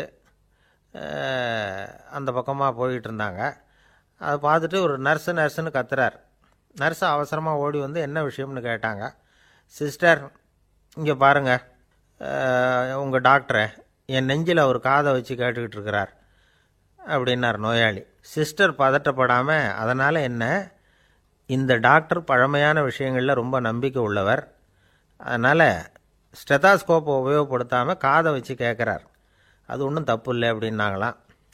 ஐயோ, அதுக்காக இல்லை சிஸ்டர், இவர் என் நெஞ்சு மேலே தலையை வச்சது நேற்று ராத்திரி 9 மணி, இப்போ விடிஞ்சு போச்சு, இன்னமும் தலையை எடுக்கவே இல்லை, அதுக்காக தான் சந்தேகப்பட்டு உங்களை கூப்பிட்றேன். அரேபிய நாடு, அங்கே ஒரு ஆட்சி தலைவர், அரேபிய நாட்டு ஆட்சி பொறுப்பை ஏற்றுக்கிட்டவர். அவர் ஆட்சி பொறுப்பை ஏற்றுக்கிட்ட பிறகு ஒரு நாள் ஒரு தெருவில் நடந்து போய்கிட்டு இருந்தார். அவர் தோளில் ஒரு பெரிய துணி மூட்டை, அதை சுமந்துக்கிட்டு கடத்தெருவை நோக்கி அவர் போய்கிட்டு இருக்கிறார். வழியில் அவரை சந்தித்தார் உமர். அவர் கேட்டார், கலீஃபா அவர்களே, எங்கே புறப்பட்டுட்டீங்க அப்படின்னு கேட்டார். கலீஃபான்னா ஆட்சி தலைவர்னு அர்த்தம். இதுக்கு அவர் சொன்னார், நான் துணி வணிகம் செய்கிறவன், அதனால் துணி வியாபாரம் செய்கிறதுக்காக போயிட்டுருக்கிறேன்னார். நீங்கள் இப்போ இந்த நாட்டுக்கு ஆட்சி தலைவர், ஆட்சி பொறுப்பில் இருக்கிறீங்க, நீங்கள் வியாபாரம் செய்ய போட்டால் அரசு பணிகளை செய்கிறது யார் அப்படின்னு கேட்டார் அவர். நான் அரசு பணிகளை மட்டுமே செஞ்சுக்கிட்டு இருந்தா என் குடும்பத்தை காப்பாற்றுறது யார் அப்படின்னு கேட்டார் அவர். இப்படி கேட்டவர் யார் தெரியுமா? அவர் தான் அபூபக்கர், இறை தூதர் முகமது அவர்களுக்கு பிறகு கலீஃபாவாக தேர்ந்தெடுக்கப்பட்டவர். அப்போலாம் ஆட்சி தலைவர்களுக்கு சம்பளம்னு எதுவும் கிடையாது. இந்த பிரச்சனையை எப்படி தீர்க்கிறதுன்னு யோசனை பண்ணார் உமர். அபு உபைதா அவர்கள்கிட்ட அழைச்சிட்டு போனார். அவர் யாருன்னா, அவர் தான் பொது நிதி கருவூலத்தின் பொறுப்பாளர். அவர்கிட்ட பிரச்சனையை சொன்னார். இது மாதிரி ஆட்சி தலைவருக்கு பொது நிதியிலிருந்து ஊதியம் அளிக்க முடியுமான்னு கேட்டார். பொது நிதி விதிகளின்படி அதுக்கு சாத்தியம் இல்லைன்னு சொல்லிவிட்டார் அவர். சரி, வேற ஏதாவது வழி இருக்குதான்னு கேட்டார் உமர். அபு உபைதா கொஞ்சம் யோசனை பண்ணி பார்த்தார். அப்புறமா சொன்னார், மக்காவிலிருந்து மதீனாவுக்கு குடிபெயர்ந்து வந்த அகதிகளுக்கு நிதி உதவி அளிக்கிறதுக்கு விதிகளில் இடம் இருக்கு. அப்படி பார்த்தா அபூபக்கரும் அகதி தானே, அதனால எல்லா அகதிகளுக்கும் கொடுக்கறது மாதிரியே அவருக்கும் ஒரு தொகை அளிக்கலாம்னார். கலீஃபா அபூபக்கருக்கு இந்த அகதி உதவி தொகையைத்தான் கொடுத்துட்டு வந்தாங்களாம். குடும்ப செலவுக்கு அது போதுமானதா இல்லை. இருந்தாலும் கலீஃபாங்கிறதுக்காக மற்ற அகதிகளை விட அதிகமாக தொகையை பெற அவர் விரும்பலை. மார்பு பக்கம் கிழிஞ்சிருந்த ஒரு மேலாடையை தான் அவர் அணிஞ்சிருந்தார். அவருடைய துணைவியார் அஸ்மா, அவங்க ஒரு நாள் தேன் அருந்த ஆசையாக இருக்குன்னாங்களாம். நமக்கு கிடைக்கிற ஊதியம் குடும்ப செலவுக்கே போதுமானதா இல்லையே, இந்த நிலையில் தேன் வாங்கிறதுக்கு காசுக்கு நான் எங்கே போவேன்ருக்கார் அவர். கொஞ்ச நாள் கழித்து அவங்க ஒரு தொகையை அவர்கிட்ட கொடுத்து தேன் வாங்கிட்டு வர சொன்னாங்களாம். இவருக்கு ஆச்சரியம், ஏது இந்த பணம்னு கேட்டிருக்காரு. நீங்கள் தினமும் குடும்ப செலவுக்காக கொடுத்துக்கிட்டு வந்த பணத்தில் கொஞ்சம் கொஞ்சமாக மிச்சப்படுத்தி வச்சேன்னாங்களாம். அபூபக்கர் அந்த பணத்தை எடுத்துக்கிட்டு நேராக பொது நிதி கருவூல பொறுப்பாளர்கிட்ட போனார். இந்த பணத்தை பொது நிதியில் சேர்த்துருங்க, இது அதிகப்படியாக எனக்கு தரப்பட்டு வந்த ஊதியம், அடுத்த மாதத்திலேருந்து இந்த தொகையை குறைச்சிங்கன்னு வேற சொல்லிவிட்டாராம். பசியை தணிக்க தேவையான அளவு உணவு, ஒரு ஜோடி உடை, இதை தவிர கூடுதலாக மக்கள் பொது நிதியிலிருந்து வாங்கிக்கிறதுக்கு என் குடும்பத்தாருக்கு உரிமை இல்லை அப்படின்னு சொல்லி கண்டிப்பாக சொல்லிவிட்டாராம். அவர் வாங்கிட்டு வந்த அந்த குறைந்த ஊதியம் கூட அவர் மனசை உறுத்திக்கிட்டே இருந்தது. கடைசி நேரம் அவர் தம்முடைய மகள் ஆயிஷா அவர்களை அழைச்சார். மகளே, இதுவரைக்கும் பொது நிதியிலிருந்து நான் வாங்கிட்டு வந்த தொகை என்னுடைய இதயத்தில் பாரமாக அழுத்திக்கிட்டு இருக்கு. என் தோட்டத்தை விற்று அதில் வர்ற பணத்திலேருந்து நான் இதுவரைக்கும் வாங்கிட்டு வந்த ஊதிய தொகையை கணக்கு போட்டு பொது நிதியில் சேர்த்து விடு அப்படின்னாராம். பதவி ஏற்கிறதுக்கு முன்னாடி தன்கிட்ட இருந்ததை விட இப்போ கூடுதலாக என்ன சொத்து இருக்குன்னு பார்த்துருக்கார். ஒரு ஒட்டகம், ஒரு கோப்பை, ஒரு பணியாள். இதையும் அடுத்தபடியாக கலீஃபாவா வர்றவர்கிட்ட ஒப்படைச்சிருங்க அப்படின்னு விட்டாராம். அதே மாதிரி அடுத்து வந்த உமர்கிட்ட ஒப்படைச்சாங்க. அப்போ உமர் சொன்னாராம், அபூபக்கரே, இந்த முன்மாதிரியால் உங்களுக்கு பிறகு இந்த ஆட்சி பொறுப்பை ஏற்கிறவர்களை பெரும் நெருக்கடிக்கு ஆளாகி விட்டீங்க அப்படின்னு சொல்லி ரொம்ப கண் கலங்கினாராம். கடைசியாக அபூபக்கர் தன்னுடைய குடும்பத்தாருக்கு விட்டு சென்ற சொத்து ஒரு படுக்கை விரிப்பு, ஒரு போர்வை, அவ்வளவுதான். இது சிந்திக்க வேண்டிய ஒரு செய்தி. ஒரு ஊரில் ஒரு மன்னர் இருந்தாராம். அமைச்சர் அவர்கிட்ட சொன்னாராம், மன்னா, நம்ம ராஜ்யத்தில் இனிமே லஞ்ச ஊழலே இருக்காதுன்னாராம். ஆஹா, அப்படின்னா ஊழல் பேர் வழிகளையெல்லாம் நாடு கடத்தியாச்சா அப்படின்னு கேட்டிருக்காரு மன்னர். இதுக்கு அவர், அப்படி இல்லைங்க, இனிமே கொடுக்கறதுக்கு ஜனங்கள்கிட்ட பணமே இல்லை. இந்த உலகத்தில் எல்லாருக்கும் மகிழ்ச்சி தரக்கூடிய ஒரு பொருள் எது? இது ஒரு முக்கியமான கேள்வி. இந்த கேள்விக்கு பொருத்தமான ஒரு பதிலை உங்களால் சொல்ல முடியுமா? அதாவது கொஞ்சம் யோசித்து பார்த்தா பணம்னு சொல்லலாமா? இப்போ கையில் காசு இல்லாதவங்ககிட்ட ஒரு 10 ரூபாயை கொடுத்தா அது அவனுக்கு சந்தோஷத்தை கொடுக்கும். ஏற்கனவே வருமான வரி பிரச்சனையில் சிக்கி இருக்கிறவர்கிட்ட இன்னும் கொஞ்சம் பணம் இந்தாங்கன்னு சொல்லி கொடுத்தோம்னா அது அவருக்கு சங்கடத்தை தான் கொடுக்கும். அதனால் அந்த கேள்விக்கு பணங்கிறது பொருத்தமான பதிலாக இருக்க முடியாது. கேள்வி என்னன்னா, இந்த உலகத்தில் எல்லாருக்கும் மகிழ்ச்சி தரக்கூடிய ஒரு பொருள் எது? சரி, இனிப்புன்னு சொல்லலாமா? ஏன்னா எல்லாருக்கும் இனிக்க தானே செய்யும். அதுலேயும் ஒரு சிக்கல் இருக்குது. சர்க்கரை வியாதிக்காரங்களுக்கு அது என்ன சந்தோஷத்தையாக கொடுக்கும்? ஆக எல்லாருக்கும் வேறுபாடு எதுவும் இல்லாமல் மகிழ்ச்சியை கொடுக்கக்கூடியது வேற ஏதோ ஒன்று இருக்குது. அது என்னன்னு கண்டுபிடிக்கணும். அதுதான் இன்றைக்கி தகவல். இப்போ அதை கண்டுபிடிக்கணும்னா இந்த கதையை கேட்கணும். அது என்ன கதைன்னா, ஒரு ஊரில் ஒரு ராஜா இருந்தார். அவருக்கும் இதே சந்தேகம் வந்துட்டுது. அதாவது எல்லாருக்கும் இன்பம் தரக்கூடிய பொருள் எது அப்படின்னு. இதுக்கு பதில் தெரிஞ்சுக்கிறதுக்கு ஆசைப்பட்டார். சரி, அதுக்கு என்ன செய்யலாம்னு யோசனை பண்ணார். நாட்டு மக்களுக்கு பகிரங்கமாக ஒரு அறிவிப்பு கொடுத்தார். நம்ம நாட்டு மக்கள் இன்பம் தரக்கூடிய பொருள் எதுன்னு நினைக்கிறாங்களோ அதை கொண்டுக்கிட்டு வந்து அரண்மனையில் உள்ள கண்காட்சி மண்டபத்தில் வைக்கலாம். அப்படி அவங்க வைக்கிற பொருள்களில் எது எல்லாருக்கும் இன்பம் தரக்கூடியதாக இருக்குமோ அதை வச்சவருக்கு 1000 பொற்காசுகள் பரிசு அப்படின்னு அறிவிப்பு கொடுத்துட்டார். ஜனங்கள் இந்த அறிவிப்பை கேட்டாங்க. அதுக்கப்புறம் சும்மா இருப்பாங்களா? 1000 பொற்காசுன்னா சும்மாவா? அவங்க கையில் என்னென்ன கிடைச்சதோ அதையெல்லாம் கொண்டாந்து அரண்மனை காட்சி மண்டபத்தில் வச்சுட்டாங்க. அதுக்கப்புறமா ராஜா அங்கே வந்தார். ஒவ்வொன்றா பார்த்துக்கிட்டே வந்தார். முதல்ல ஒரு குயில் இருந்தது, இனிமையாக பாடக்கூடிய குயில். இந்த குயிலோட இன்னிசை எல்லாருக்கும் இன்பம் தரக்கூடியது தான். இருந்தாலும் காது கேட்காதவங்களுக்கு இந்த இசை எப்படி இன்பம் தர முடியும்? அதனால் இது சரியில்லைன்னு விட்டார். அடுத்தபடியாக போனார். அங்கே என்ன வச்சுருக்குறாங்கன்னு பார்த்தா ஒரு அழகான மயில் அங்கே தோகை விரித்து ஆடிக்கிட்டு இருக்குது. இந்த மயிலோட ஆட்டம் மனசுக்கு இன்பம் தரக்கூடியது தான். இருந்தாலும் பார்வை இல்லாதவங்க இந்த ஆட்டத்தை பார்த்து ரசிக்க முடியுமா? முடியாது. அதனால் இதுவும் சரியில்லை அப்படின்னு சொல்லிவிட்டார். அதுக்கு அடுத்தபடியாக போனார். பல வகையான இனிப்பு பண்டங்களை வச்சுருந்தாங்க. பார்த்தார், வயசானவங்களுக்கும் நோயாளிகளுக்கும் இது இன்பம் தராது, துன்பம் தான் கொடுக்கும் அப்படின்னார். இப்படி ஒவ்வொன்றா பார்த்துக்கிட்டே போகிறார். அழகான மலர்கள், கனிகள், ஓவியங்கள் எதுவுமே பொருத்தமாக தெரியல. சகல பேருக்கும் இன்பம் தரக்கூடிய வகையில் எதுவும் இல்லை. கடைசியாக வந்தார். அங்கே ஒரு களிமண் பொம்மை இருந்தது. அது என்ன பொம்மை தெரியுமா? பசியால் வாடி இருக்கிற ஒருத்தருக்கு ஒரு அம்மா இனிமையாக பேசிக்கிட்டு சோறு போடுறது மாதிரி அந்த பொம்மையை செஞ்சுருந்தாங்க. அதுக்கு கீழே அன்பு அப்படின்னு எழுதியிருந்தது தான். ராஜா பளிச்சுன்னு ஒரு முடிவுக்கு வந்தார். அந்த பொம்மையை செஞ்ச சிற்பியை வரவழைச்சார், பரிசு கொடுத்தார். அன்பு ஒன்று தான் எல்லாருக்கும் இன்பம் அளிக்கக்கூடிய பொருள். காது கேட்காதவங்களும் அதை கேட்க முடியும், பார்வை இல்லாதவங்களும் அதை பார்க்க முடியும், குழந்தைகளும் அதை உணர முடியும் அப்படின்னு அதுக்கு விளக்கம் கொடுத்தார் அந்த மன்னர். இந்த உலகத்தில் எல்லாருக்கும் மகிழ்ச்சி தரக்கூடிய ஒரு பொருள் அன்பு தான். அதை புரிஞ்சுக்கிட்டு தான் சில கணவன்மார்கள் மனைவி பேரில் ரொம்ப அன்பை காட்டிக்கிறது வழக்கம். ஒரு வீட்டு வாசப்படி பக்கமாக மழைக்கு ஒதுங்கினார் ஒருத்தர். மழை தூரிக்கிட்டு இருந்தது, இருட்டு நேரம். அந்த வீட்டில் இருந்தவர், இன்றைக்கி ராத்திரி வேணும்னா இங்கேயே தங்கிட்டு காலையில் போங்க அப்படின்னார். உடனே இவர் சொன்னார், ரொம்ப நன்றிங்க, ஒரு 10 நிமிஷத்தில் இதை வந்துவிடுறேன் அப்படின்னு சொல்லிவிட்டு எங்கேயோ ஓடினார். 10 நிமிஷம் கழித்து திரும்பி வந்தார். ஆமாம், எங்கே போயிட்டு வந்தீங்கன்னு கேட்டார் வீட்டில் இருந்தவர். நேராக எங்கள் வீட்டுக்கு போய் மனைவி கிட்ட இன்றைக்கி ராத்திரி இங்கேயே தங்கிக்கிறேன்னு சொல்லிவிட்டு வந்துட்டேன் அப்படின்னார் அவர். அன்பில் இது ஒரு ரகம். ஆசைப்படுறதுல தப்பு இல்லை, ஆனால் அந்த ஆசை தேவைக்கு தகுந்த மாதிரி இருக்கணும். தேவைக்கு மீறிய ஆசைகள் இருக்குது பாருங்கள், அது தேவையில்லை. இந்த கருத்தை வலியுறுத்தது மாதிரி ஒரு கதை உண்டு. தேவேந்திரனுக்கு திடீர்னு வீடு கட்டணும்னு ஒரு ஆசை வந்துதான். வீடுன்னா நாம் கட்டுற மாதிரி இல்லை. தேவேந்திரன் வீடுன்னா சும்மாவா? ஒரு பிரம்மாண்டமான அரண்மனை கட்டணும். அது மாதிரி இந்த 3 லோகத்துலேயும் ஒரு அரண்மனை கிடையாது அப்படின்னு எல்லாரும் சொல்லணும். இது அவனோட ஆசை. உடனே தேவ தச்சரான விஸ்வகர்மாவை கூப்பிட்டான், உத்தரவு போட்டான். விஸ்வகர்மா தன்னுடைய உதவியாளர்களை எல்லாம் கூப்பிட்டு ஒன்றா சேர்த்துக்கிட்டார்.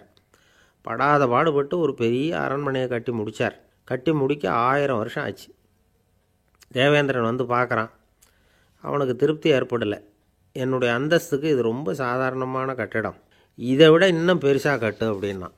தேவ தச்சர் திணறி போயிட்டார். அவரால் அதுக்கு மேலே எதுவும் செய்ய முடியல. என்ன பண்ணுறதுன்னு யோசனை பண்ணார். நேராக நாரதர் காலில் போய் விழுந்தார். நீங்கள் தான் என்னை இந்த பிரச்சனையிலேருந்து காப்பாற்றணும்னார். நாரதர் யோசனை பண்ணார். சரி, கவலைப்படாதேன்னார். நேராக இந்திரன்கிட்ட போனார்.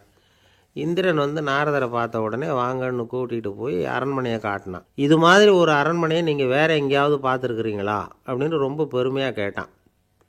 நான் பார்த்ததில்லை, ஆனால் என்னை விட வயசில் மூத்தவர் மகரிஷி லோமேசர், அவர் ஒரு வேளை பார்த்துருக்கிறாரா என்னமோ அப்படின்னார். உடனே அவரை மனசில் நினச்சி தியானம் பண்ணினார். அடுத்த கணம் லோமேசர் அங்கே வந்தார். இடையில் ஒரு சின்ன துண்டு, கையில் ஒரு கமண்டலம், தலையில் ஒரு பாய், அவ்வளவுதான் அவர்கிட்ட இருந்தது. எதுக்காக தலையில் எந்த பாய் அப்படின்னு கேட்டான் இந்திரன். என்ன மாதிரி அற்ப ஆயுள் உள்ள ஒரு ஜீவன் தனியாக வீடு கட்டிக்கிட்டு திண்டாடணுமா?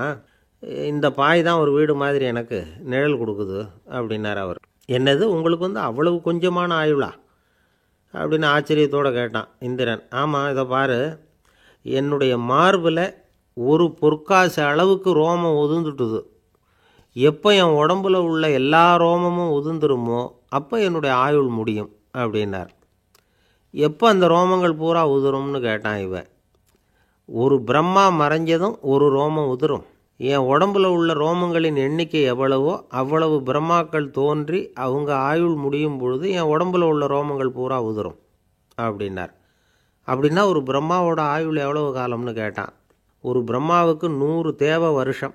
ஒவ்வொரு தேவ வருஷத்துக்கும் 365 தேவ நாள். ஒவ்வொரு தேவ நாள்லேயும் ஒன்றை மாதிரி 14 இந்திரர்கள் தோன்றி மறைகிறாங்க அப்படின்னு மகரிஷி லோமேசர் சொல்கிறார். இதை கேட்டதும் இந்திரன் ஆடி போயிட்டான். அவ்வளவு ஆயுள் உள்ள இவரே அற்ப ஆயுள்னு சொல்கிறார். நான் என்னுடைய ஆயுளை பெருசாக நினச்சிக்கிட்டு பிரம்மாண்டமான அரண்மனை கட்டணும்னு ஆசைப்படுறேனே அப்படின்னு நினச்சான். எனக்கு வீடு கட்டின வரைக்கும் போதும்னு விட்டான். அதனால் நாமெல்லாம் நம்முடைய தேவைக்கு தகுந்த மாதிரி ஆசைப்படுறது தான் நியாயம். ஆனால் அப்படியே நடந்துக்கிறோம். மனுஷன் கடவுளையே ஏமாற்றி காசு வாங்கிறதுக்குள்ள ஆசைப்படுறான். ஒருத்தன் கடவுளை நினச்சி தவம் இருந்தான். கடவுள் நேரில் வந்தார். தேவலோகத்தில் ரூபாய்க்கெல்லாம் என்ன மதிப்புன்னு கேட்டான். அங்கெல்லாம் ரூபாய்ங்கிறது உங்கள் பணத்தில் 1 கோடி ரூபாய்க்கு சமம். அதாவது தேவலோகத்தில் 1 ரூபான்னா இங்கே 1 கோடி ரூபா. அது மாதிரி எங்களுக்கு ஒரு நாளுங்கிறது உங்கள் கணக்கில் 1 கோடி வருஷத்துக்கு சமம் அப்படின்னார் கடவுள்.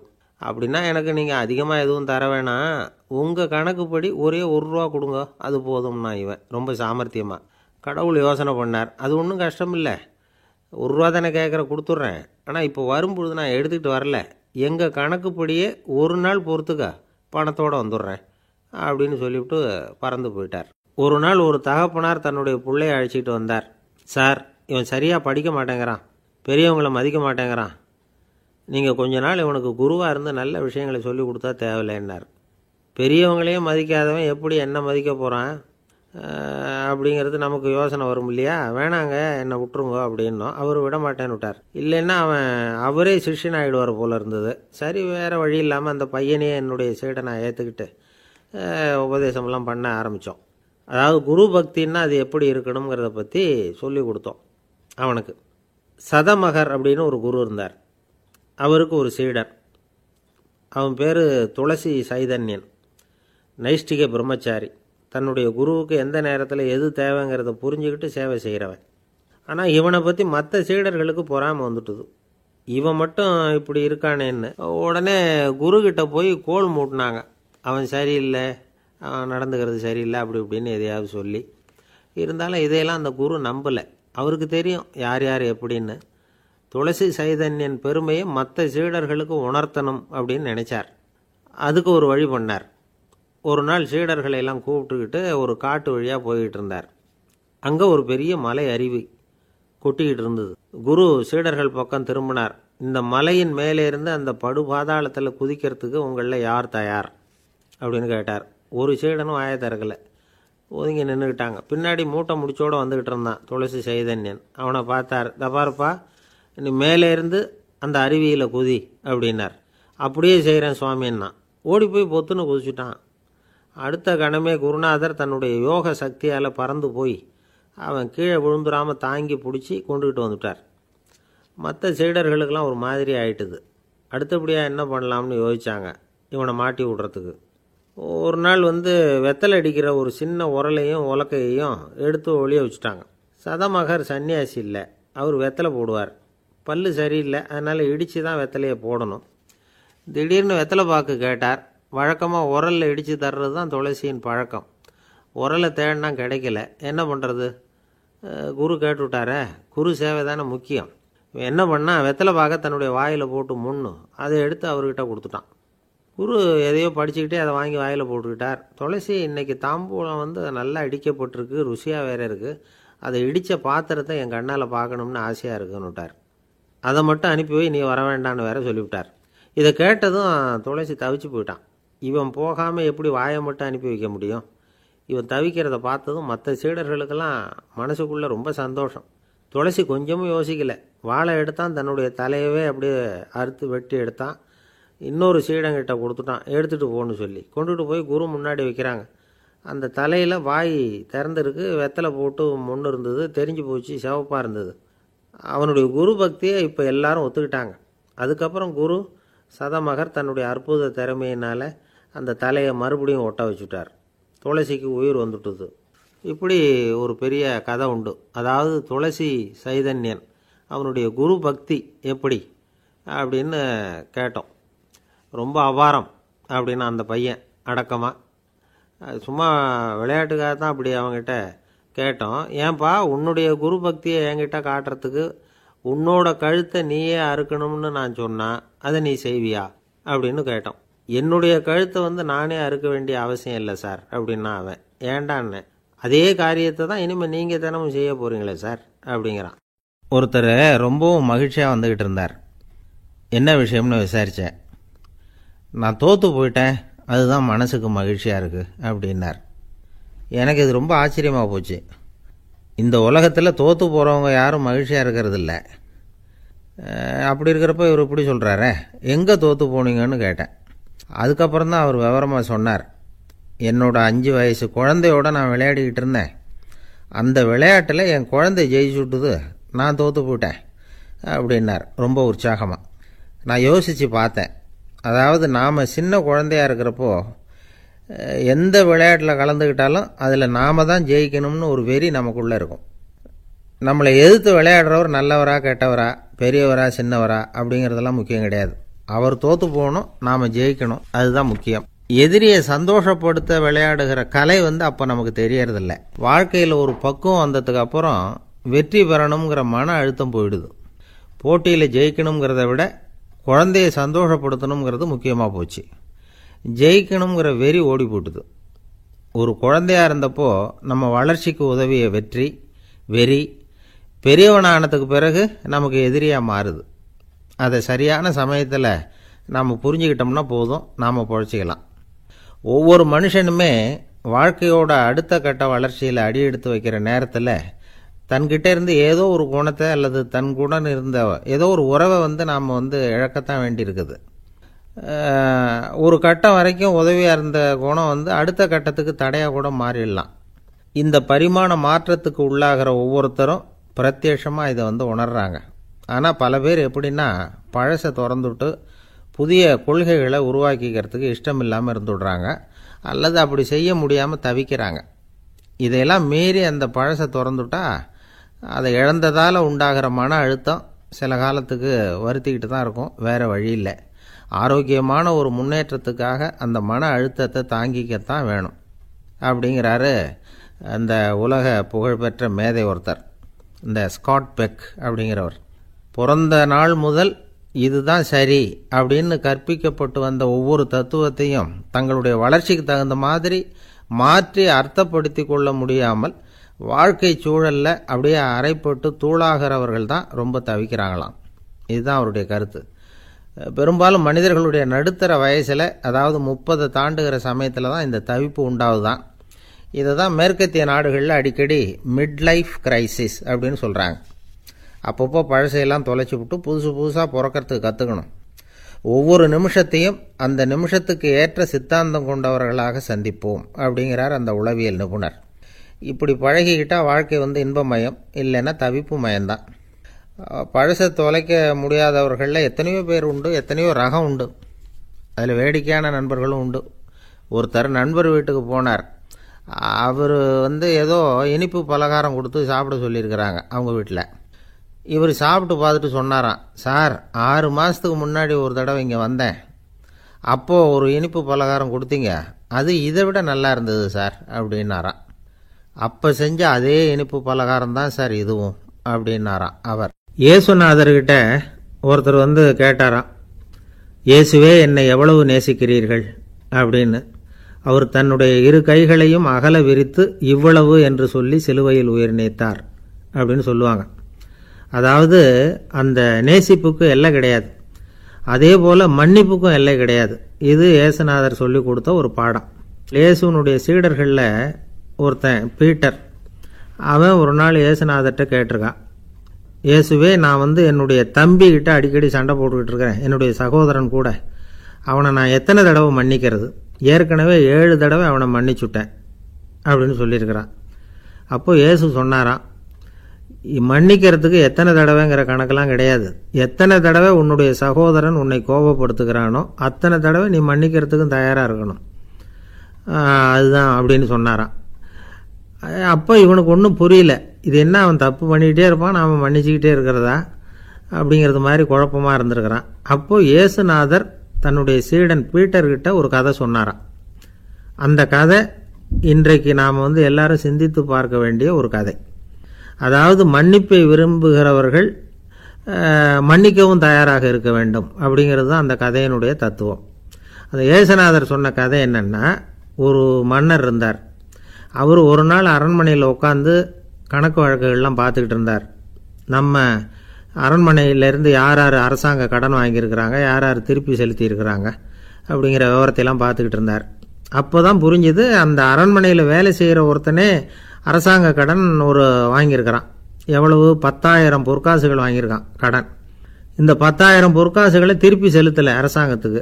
இது மன்னர் கவனத்துக்கு வந்தது.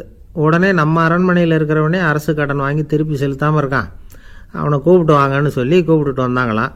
விசாரிச்சிருக்கிறாங்க. என்னப்பா நீ எவ்வளோ ஒன்று? ஆமாங்க 10,000 பொற்காசுகள் வாங்கியிருக்கிறேன், இன்னும் திருப்பி கட்டலைன்றிருக்கான்.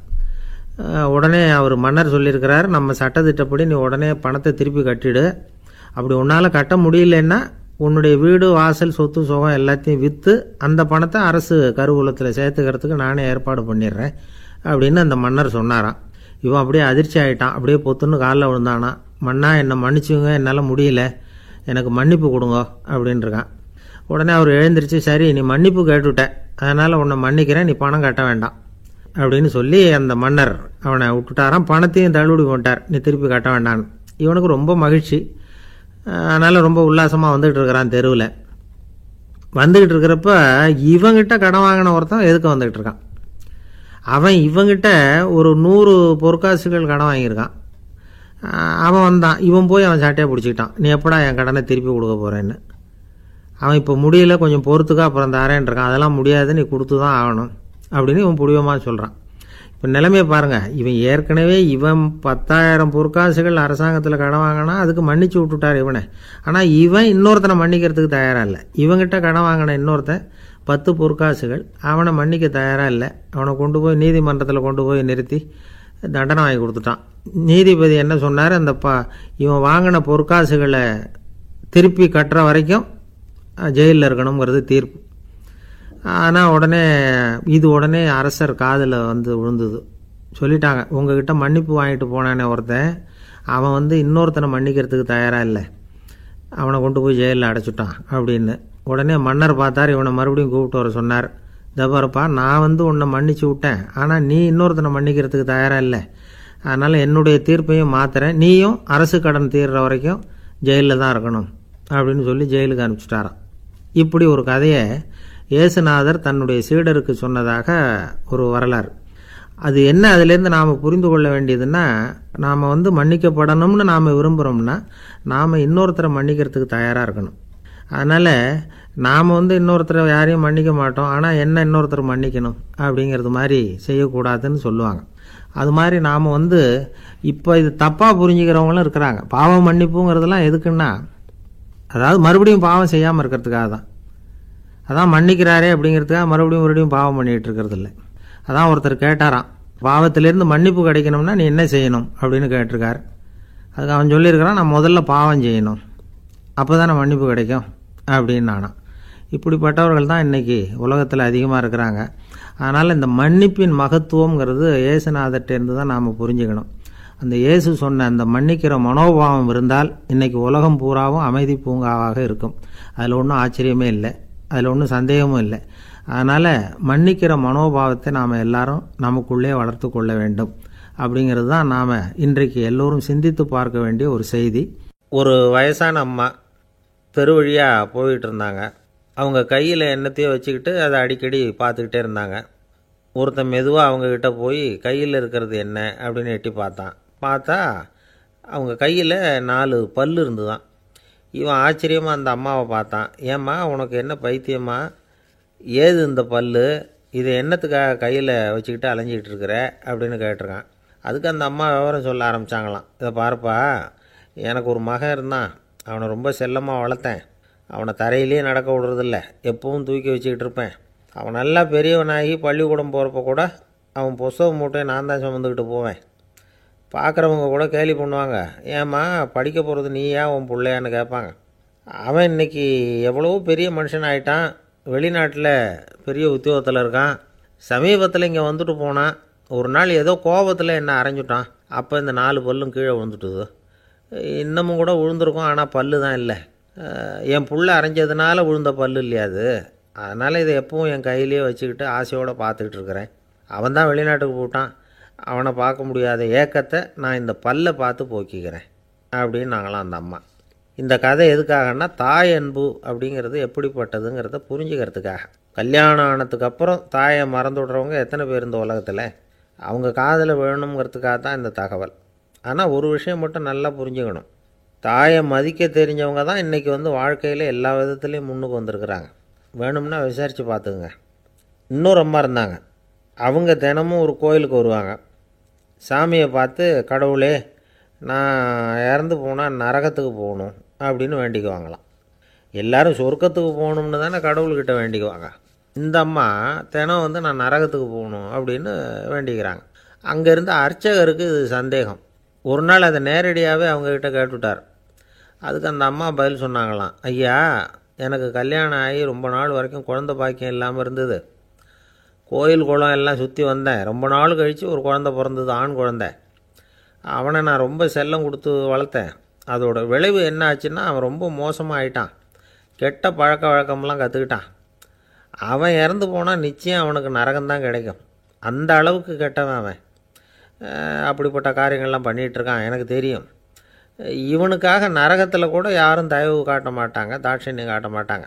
அதனால் இவனுக்கு முந்தி நான் இறந்து நரகத்துக்கு போயிட்டா அங்கே இவனை கவனிச்சிக்கலாமே, இவனுக்கு பணிவிடை செய்யலாமேன்னு பார்க்குறேன் அப்படின்னு நாங்களாம்.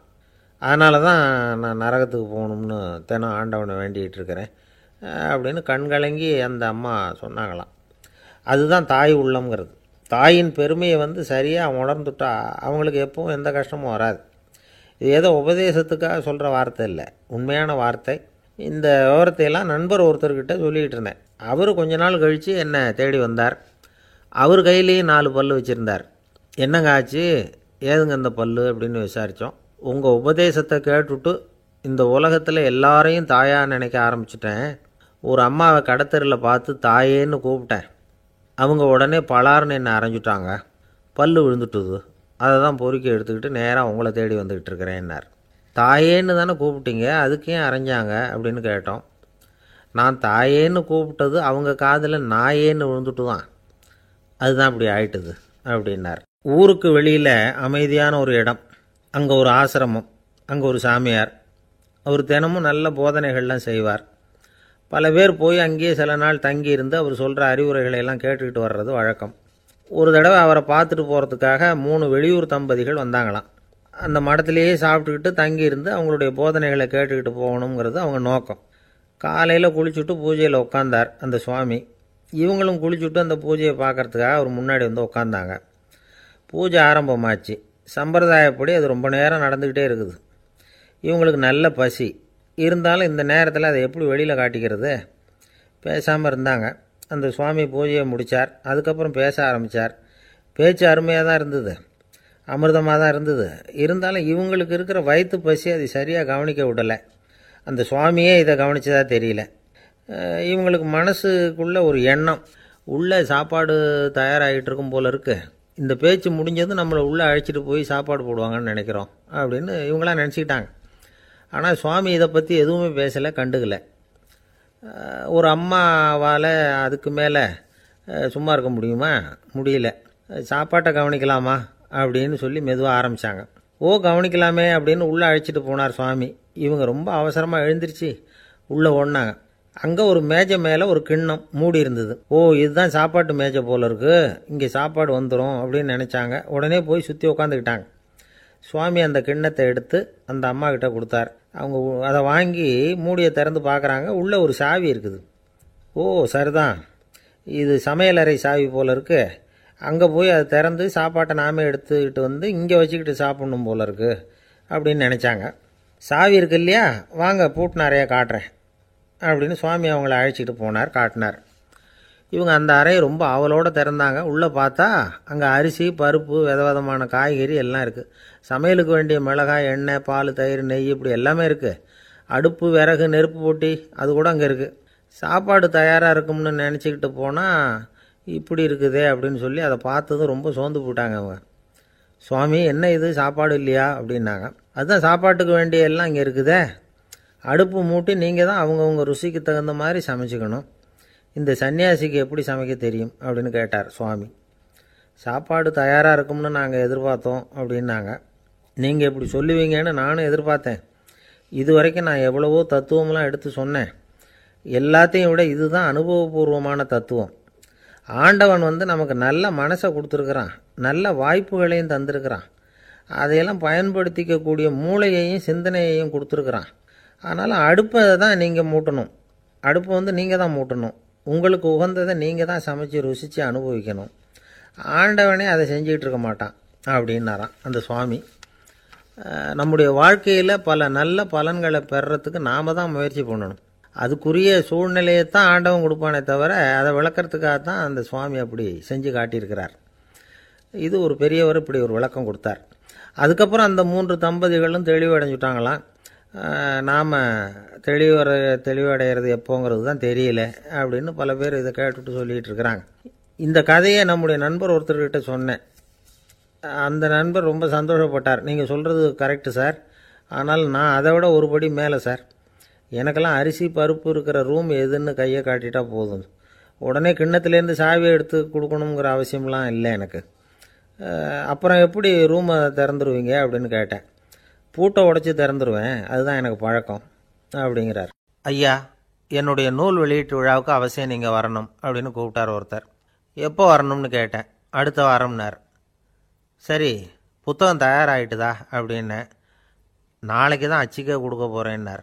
என்னங்க இது, புத்தகம் அச்சிடுறதுக்கு முன்னாடியே அழைப்புதழை அச்சடிச்சு விட்டீங்களே அப்படின்னு கேட்டேன். அதனால் என்னங்க, அந்த காலம் மாதிரி அப்போல்லாம் அச்சுக்கலை எவ்வளவோ முன்னேறியாச்சுங்க. Linotype, monotype, phototype, laser, இப்படி என்னென்னமோ வந்தாச்சு. இன்றைக்கி கொடுத்தா நாளைக்கே புத்தகம் தயார் அப்படின்னார். இப்படி இந்த அளவுக்கு முன்னேறி இருக்கிற இந்த அச்சுக்கலை ஆரம்பத்தில் எப்படி இருந்தது தெரியுமா? அந்த காலத்தில் காகிதம்னா என்னென்னே தெரியாது, அப்படி ஒன்று கண்டுபிடிக்கப்படவே இல்லை. அப்போல்லாம் எதையாவது ஒன்று எழுதணும்னா அதுக்கு ஆட்டு தோலை தான் பயன்படுத்தி இருக்கிறாங்க. கண்ணுக்குட்டி தோல் கூட அதுக்கு உபயோகப்பட்டு தான். ஐரோப்பாவில் இருந்த பாதிரியார்கள் தோலில் எழுதப்பட்ட புத்தகத்தை தயாரிக்கிறதுல ரொம்ப கெட்டிக்காரங்களாம். எகிப்து, அப்புறம் மத்திய தரைக்கடல் ஓரத்தில் உள்ள நாடுகள், இங்கெல்லாம் தோல் தான் எழுதுபொருளாக பயன்பட்டு வந்திருக்குது. ஆனால் நம்ம நாட்டில் ஓலைச்சுவடிகளை எழுத்துக்கு பயன்படுத்தியிருக்கிறாங்க. எழுதுறதுக்கு தோலை பயன்படுத்தினவங்க பிறகு பேப்பரைஸ் அப்படிங்கிற கோரை புல்லை அதுக்கு பயன்படுத்தினாங்களாம். இதெல்லாம் அப்படி கொஞ்சம் கொஞ்சமாக கண்டுபிடிச்சிட்டு வந்திருக்கிறாங்க.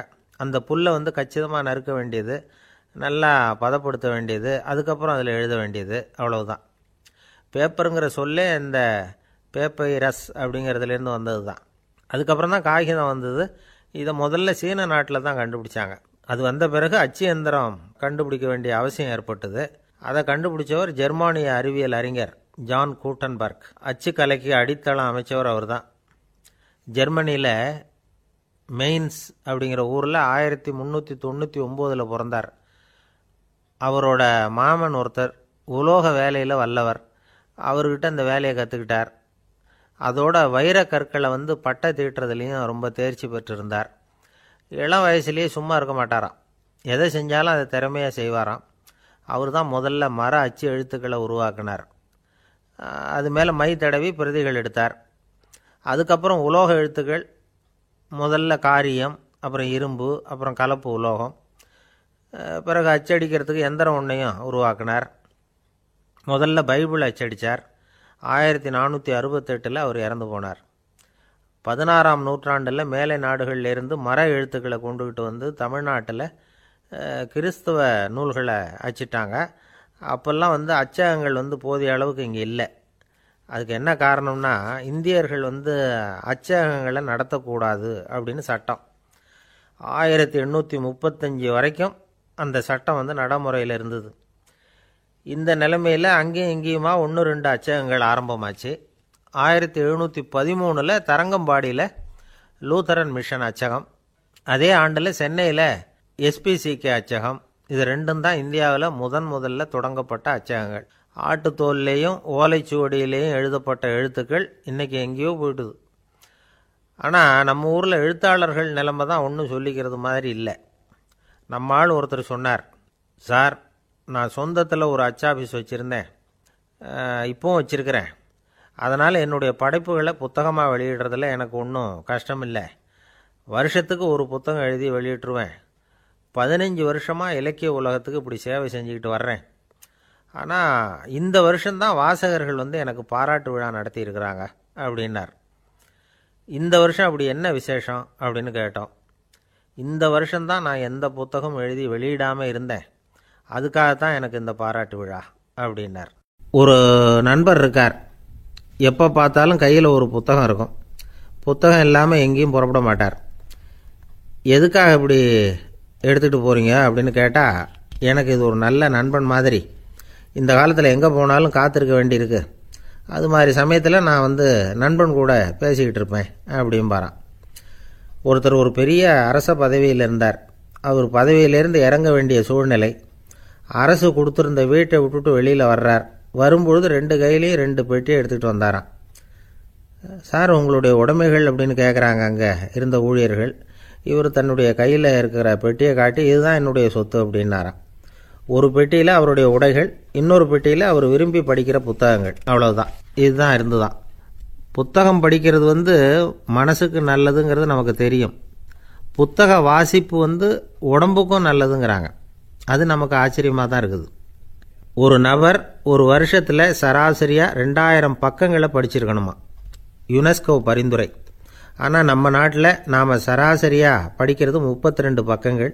அவ்வளவுதான். இவ்வளவுக்கு நம்ம நாட்டில் 6000த்துக்கும் மேற்பட்ட நாளேடுகள், 2000த்துக்கும் மேற்பட்ட இதழ்கள், மலர்கள், இவ்வளவு இருந்தும் சரியாக வரல. இந்த உலகத்தில் முதல் நூலகம் எங்கே எப்போ ஆரம்பமாச்சு தெரியுமா? கிமு 2500ஆம் ஆண்டில் அது ஆரம்பமாயிருக்குது. பாபிலோனியாவில் அமில் அணு அப்படிங்கிற அரசன் தான் நூலகத்தை உருவாக்கி இருக்கிறான். அப்போல்லாம் தாள் கிடையாது, களிமண் தான். களிமண் பலகைகளில் எழுதி அது தொகுத்து அப்படியே நூலாக்கி அதை நூலகத்தில் வச்சுருப்பாங்களாம். அரசருடைய நூலகத்தில் 1000த்துக்கும் மேற்பட்ட நூல்கள் இருந்ததாக வரலாற்று குறிப்பு இருக்குது. அது மட்டும் இல்லை, அந்த நூலகத்தில் பொருள் வாரியாக, அதாவது சப்ஜெக்ட் வாரியாக புத்தகங்களை வகைப்படுத்தி வச்சுருந்தாங்களாம். அதில் மிச்சம் இருந்த ஒரு 25 களிமண் பலகை புத்தகங்கள் இன்றைக்கும் பிரிட்டிஷ் அருங்காட்சியகத்தில் இருக்குதான். அச்சு தாள் இதெல்லாம் ஏற்பட்டதுக்கப்புறம் அமைக்கப்பட்டது தான் பிரான்சில் இருக்கக்கூடிய பாரிஸ் நூலகம். 1480 பிரெஞ்சு மன்னர் 11ஆம் லூயி இந்த நூலகத்தை அமைச்சாராம். ஆனால் அப்போல்லாம் அரசர்கள் மட்டும்தான் நூலகத்தை பயன்படுத்த முடியுமா. அதுக்கப்புறம் 17ஆம் நூற்றாண்டில் இந்த முறை மாறி பொதுமக்கள் அங்கே போகலாம், படிக்கலாம் அப்படிங்கிற நிலைமை தான். போட்லியன் நூலகம் அப்படின்னு அதுக்கு பேர், பாரிஸ் நகரத்தில் இருக்குது. அங்கே தான் நூல்களின் பட்டியல் தயாரிப்பு பணி ஆரம்பமாச்சு. கல்வி வளர்ச்சியையும் நூலகத்தையும் இணைச்சவர் நெப்போலியன் போனபார்ட்.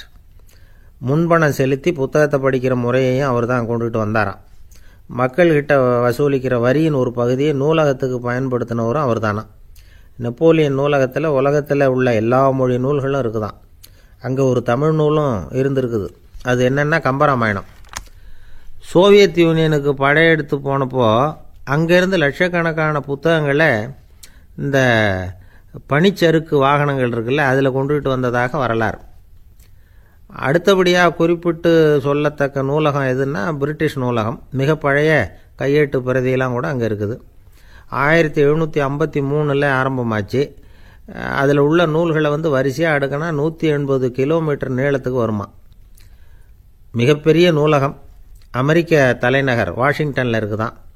இந்தியாவை பொறுத்த வரைக்கும் பெரிய பழைய நூலகம் எதுன்னா கல்கத்தா நூலகம். எல்லா இந்திய மொழி நூல்களும் இங்கே உண்டு. மகாகவி பாரதியார் நடத்தின இந்தியாங்கிற இதழின் எல்லா பிரதிகளும் அங்கே பாதுகாப்பாக இருக்குது. படிக்கும் பழக்கம் இங்கே வளர வேண்டியிருக்குது. ஒருத்தர்கிட்ட ஒரு புஸ்தகத்தை கொடுத்து விமர்சனம் எழுத சொல்லியிருந்தாங்க.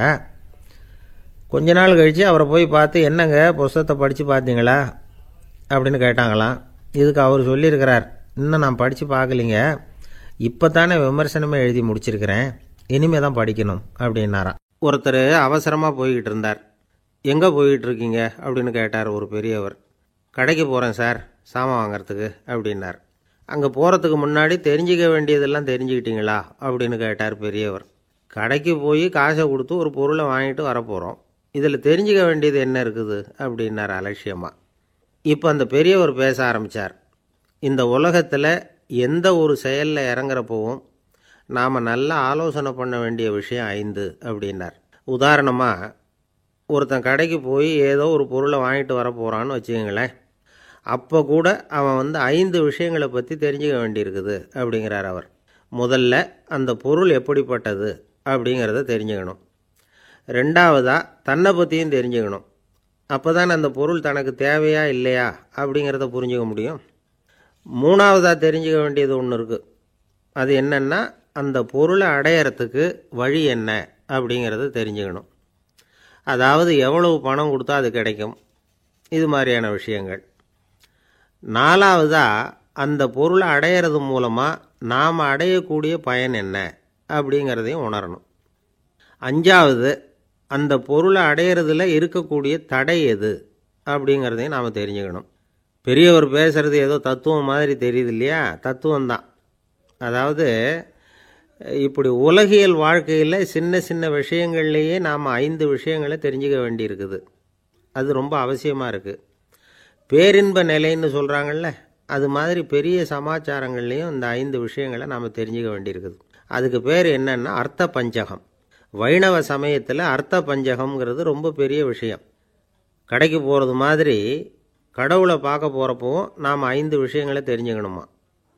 முதல்ல பரம்பொருள் அப்படிங்கிறது என்ன, அதோட தன்மைகள் என்ன, இதை தெரிஞ்சுக்கணும். இதுக்கு பேர் என்னென்னா பரமாத்ம ஸ்வரூபம் அப்படின்னு பேர். ரெண்டாவது, நாம் யார், நம்மோட தன்மை என்ன அப்படிங்கிறத தெரிஞ்சுக்கணும். நான் யாருன்னு எனக்கே தெரியலங்கிறப்போ இதை நான் சொல்கிறேன்னு இது என்னுடையதுன்னு சொல்கிறது தப்பு தானே. அப்புறம் மூணாவது விஷயம், பரம்பொருளை நாம் அடையிறதுக்கு வழி எது, இது தெரிஞ்சுக்கணும்.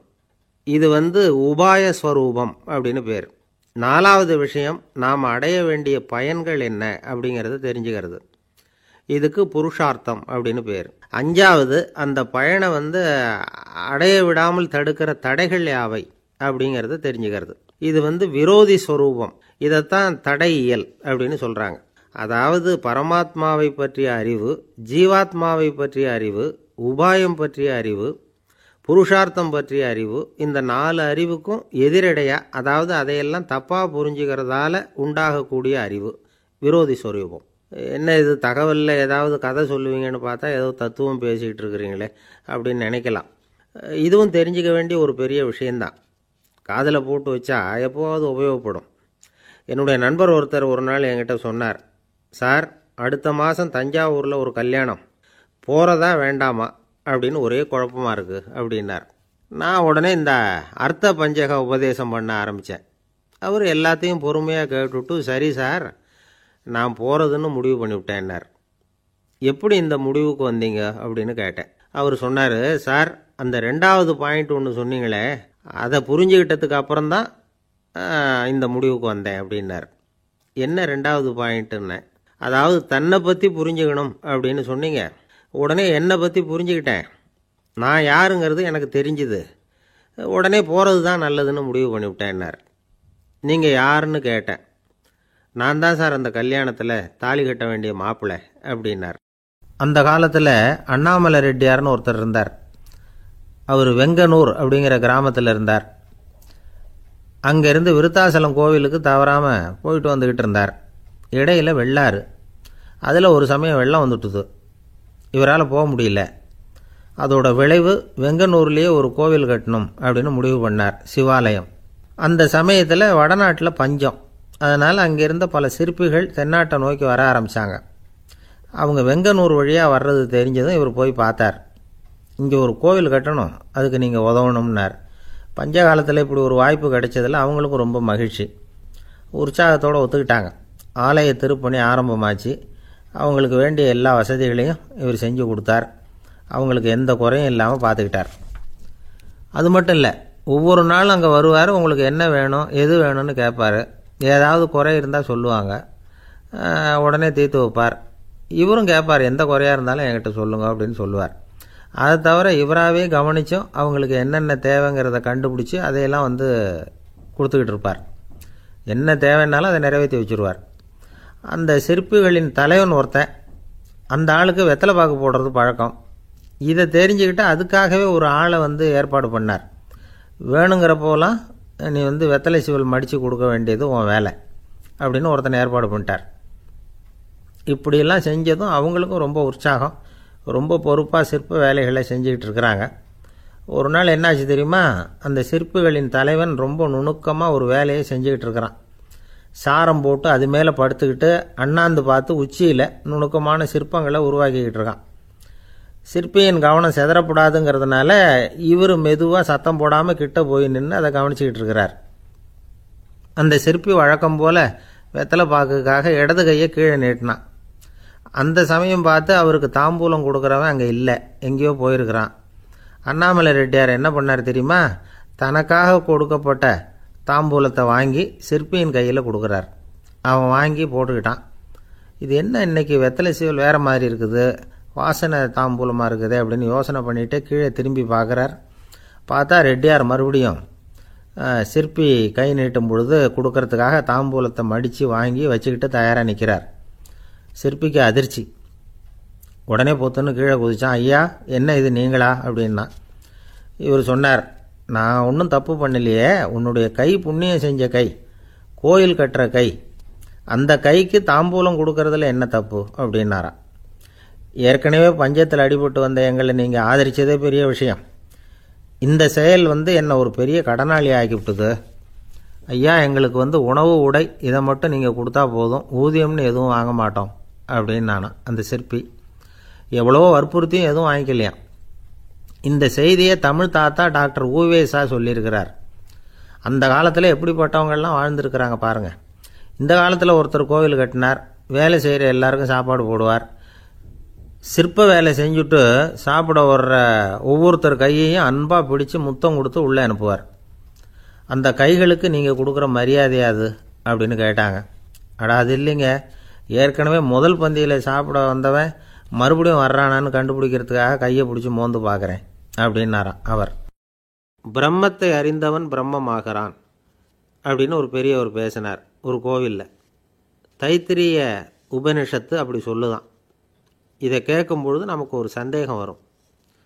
அது எப்படி பிரம்மத்தை அறிந்தவன் பிரம்மம் ஆகிறான்னா, சிங்கத்தை அறிந்தவன் சிங்கம் ஆகிறானா, தோசையை அறிந்தவன் தோசை ஆகிறானா? இப்படிப்பட்ட சந்தேகம் நமக்கு வர்றதில் ஒன்றும் ஆச்சரியம் இல்லை, இது இயற்கை. இதுக்கும் அந்த பெரியவரே பதில் சொல்கிறார். சிங்கம் வேற, நாம் வேற. அதனால் சிங்கத்தை அறிந்தவன் சிங்கமாக மாட்டான். ஆனால் பிரம்மம் வேற, நாம் வேற இல்லை. அதனால் பிரம்மத்தை அறிந்தவன் பிரம்மமாகிறான் அப்படிங்கிறது அவரோட விளக்கம். மனிதன் அவன்தான் தான் பிரம்மங்கிறது தெரியாதனால தான் அதை வேற எங்கேயோ தேடிட்டு இருக்கிறான். கடைசியில் அது தான் தாங்கிறது புரிஞ்சுக்கிற பொழுது அவன் பிரம்மம் ஆயிடுறான். இதை விளக்கிறதுக்கு ஒரு உபநிஷத்து கதையே இருக்குது. நமக்கு தெரிஞ்ச கதை தான், ஆனால் அதை வேறு விதமான அர்த்தத்தில் விளையாட்டாக சொல்லிகிட்டு இருக்கிறோம். ஒரு சமயம் ஒரு 10 நண்பர்கள் ஒரு காட்டு வழியாக போய்கிட்டு இருக்கிறாங்க. குறுக்க ஒரு நதி, அதை கடந்து அடுத்த பக்கம் போகணும். எல்லாரும் ஒரு வழியாக கடந்து அடுத்த கரைக்கு போய் சேர்ந்துட்டாங்க. அங்கே போய் சேர்ந்ததுக்கப்புறம் எல்லாரும் பத்திரமா சேர்ந்துட்டோமா அப்படின்னு தெரிஞ்சுக்கிறதுக்காக எண்ணி பார்க்குறான் அந்த கூட்டத்து தலைவன். அவங்க மொத்தம் 10 பேர். ஆனால் இவன் எண்ணி பார்க்குறப்போ 9 தான் வருது. ஏன்னா அவன் தன்னை விட்டுவிட்டான். எதிரில் நிற்கிறவங்கள மட்டுமே எண்ணுறான். ஐயோ 10வது ஆள் எங்கேங்கிறான், பதறான். சரி நீ இரு, நான் எண்ணி பார்க்குறேன்னு சொல்லிவிட்டு இன்னொருத்தன் எண்ணுறான். அவனும் தன்னை விட்டுட்டு எண்ணுறான். 9 தான் வருது. எல்லோரும் கொய்யோ முறையோன்னு கத்த ஆரம்பிச்சிட்டாங்க. அந்த சமயத்தில் ஒரு பெரியவர் அந்த பக்கமாக வர்றார். என்ன விஷயம்னு விசாரிக்கிறார். 10வது ஆளை 6 அடிச்சுட்டு போட்டுது அப்படின்னு சொல்லி இவங்க அழறாங்க. சரி அழாதீங்க அப்படின்னு சொல்லி அந்த தலைவனை பார்த்து இப்படி வாங்குறார். வர்றான். இப்போ எனக்கு முன்னாடி ஒரு தரம் எண்ணு பார்க்கலாம்ங்கிறார். 1 2 3ன்னு ஆரம்பித்து 9ல் முடிக்கிறான். உடனே பெரியவர் நீ தான் அந்த 10வது ஆள் அப்படிங்கிறார். இது உண்மை. நாம் தான் நம்மளை வேற எங்கேயோ தேடிகிட்டு இருக்கிறோம். நாம் எங்கேயோ தேடிகிட்டு இருக்கிறோமே, அந்த பிரம்மம் நாம தான். இப்படி ஒரு பெரிய உண்மையை விளக்கிறதுக்காக தான் அப்படி ஒரு கதை சொல்லப்பட்டது. ஆனால் அதை நாம் வேறு விதமாக வேடிக்கையாக உபயோகப்படுத்திக்கிட்டு இருக்கிறோம். எப்படி தெரியுமா, ஒரு ஆத்தங்கரையில் ஒரு 10 பேர் முழிச்சுக்கிட்டே நின்றுக்கிட்டு இருந்தாங்களாம். அந்த பக்கமாக வந்த ஒருத்தன் ஏன் இப்படி முழிச்சுக்கிட்டு நிற்கிறீங்கன்னு கேட்டிருக்கிறான். எங்களுக்கு நீச்சல் தெரியாது, நாங்கள்லாம் அடுத்த கரைக்கு போய் சேரணும் அப்படின்னு நாங்களாம். சரி நான் கொண்டுட்டு போய் விடுறேன். எல்லாரும் அக்கறைக்கு போய் சேர்ந்த உடனே ஆளுக்கு 1 ரூபா வீதமாக மொத்தம் 10 ரூபா எனக்கு கொடுக்கணும் அப்படின்ட்டுருக்கான் இவன். சரின்னு ஒத்துக்கிட்டாங்க. இவன் ஒவ்வொருத்தராக கையை பிடிச்சி மெதுவாக ஆற்றுல இறக்கி அழைச்சிட்டு போயிட்டான். 9 பேரை கரை சேர்த்துட்டான். 10வது ஆள் பாதி ஆற்றுல போயிட்டு இருக்கிறப்போ திடீர்னு வெள்ளம் வந்துட்டுது. புடி நழுவி போச்சு. கையை விட்டுட்டான். வெள்ளம் அடிச்சிட்டு போட்டுது. அழைச்சிட்டு வந்தவன் நீச்சல் அடித்து தடுமாறி கரைக்கு வந்து சேர்ந்துட்டான். கரையில் இருந்தவங்களுக்கு இந்த விஷயம் தெரியாது. இருந்தாலும் இவன் உடம்பு பூரா நனைஞ்சி கொஞ்சம் அதிகமாக மூச்சு வாங்க நின்றுக்கிட்டு இருந்தானா, ஏன் இப்படி மூச்சு வாங்குது, என்ன விஷயம் அப்படின்னு கேட்டாங்களாம்.